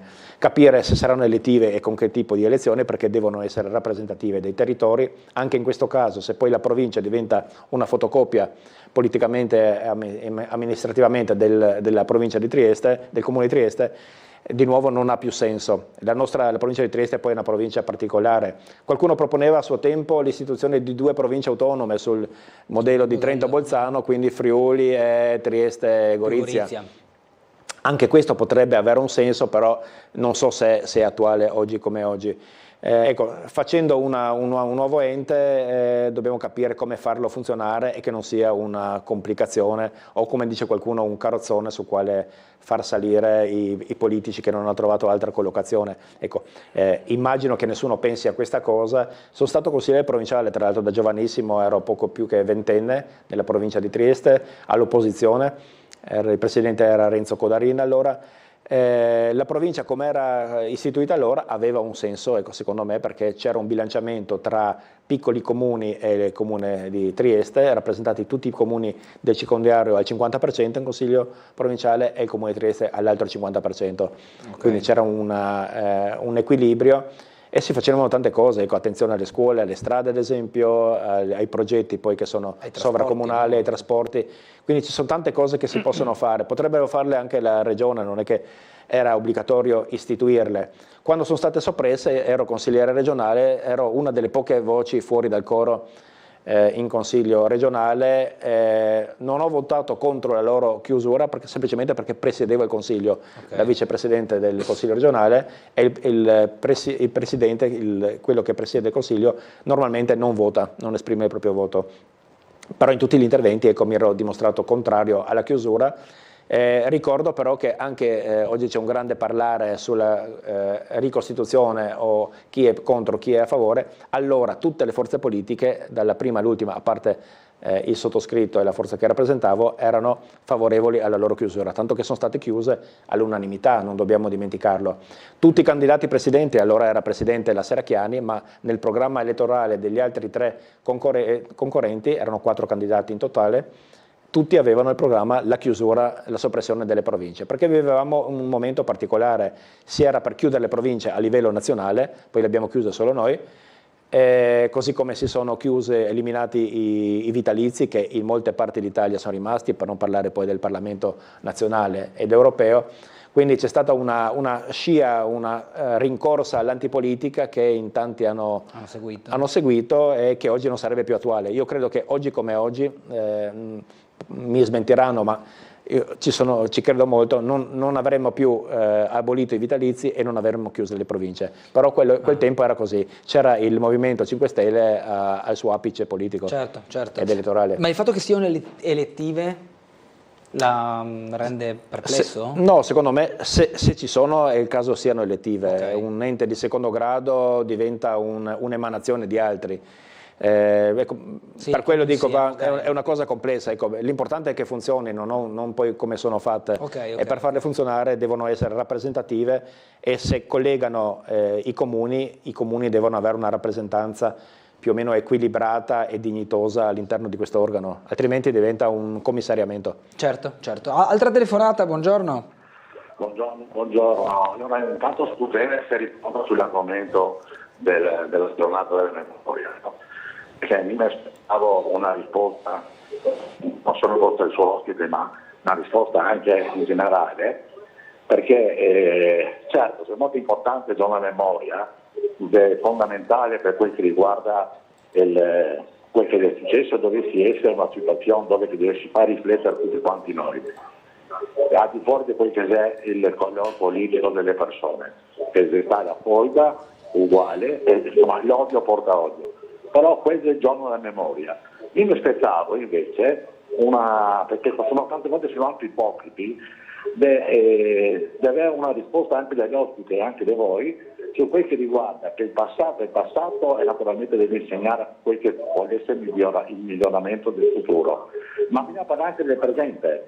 Oggi, scusate se la mia polemica è dura, ma il fatto che quella volta le vittime, oggi come oggi, sono diventate carnefici, e parlo naturalmente, questo non c'entra il popolo ebraico, ma c'entra la politica che è disegnata in questo mondo, dove dopo 80 anni vedendo che la vittima è diventata carnefice, perché ripetiamo, quel che sta succedendo a Gaza e quel che succede in quella parte del mondo è robe che non non dovesse esistere dopo quel che abbiamo passato noi, su quel che riguarda naturalmente la fase che abbiamo avuto negli anni 40-45. Sì. Grazie e buona giornata. Grazie. Insomma, Gabrovec ha detto, evidentemente la storia non ha insegnato niente. No, ha insegnato poco, ma ha detto una cosa importantissima al telespettatore, che non bisogna equiparare i leader del pro tempore dei popoli e il popolo, quindi certo. Non tutti i cittadini israeliani sono Netanyahu,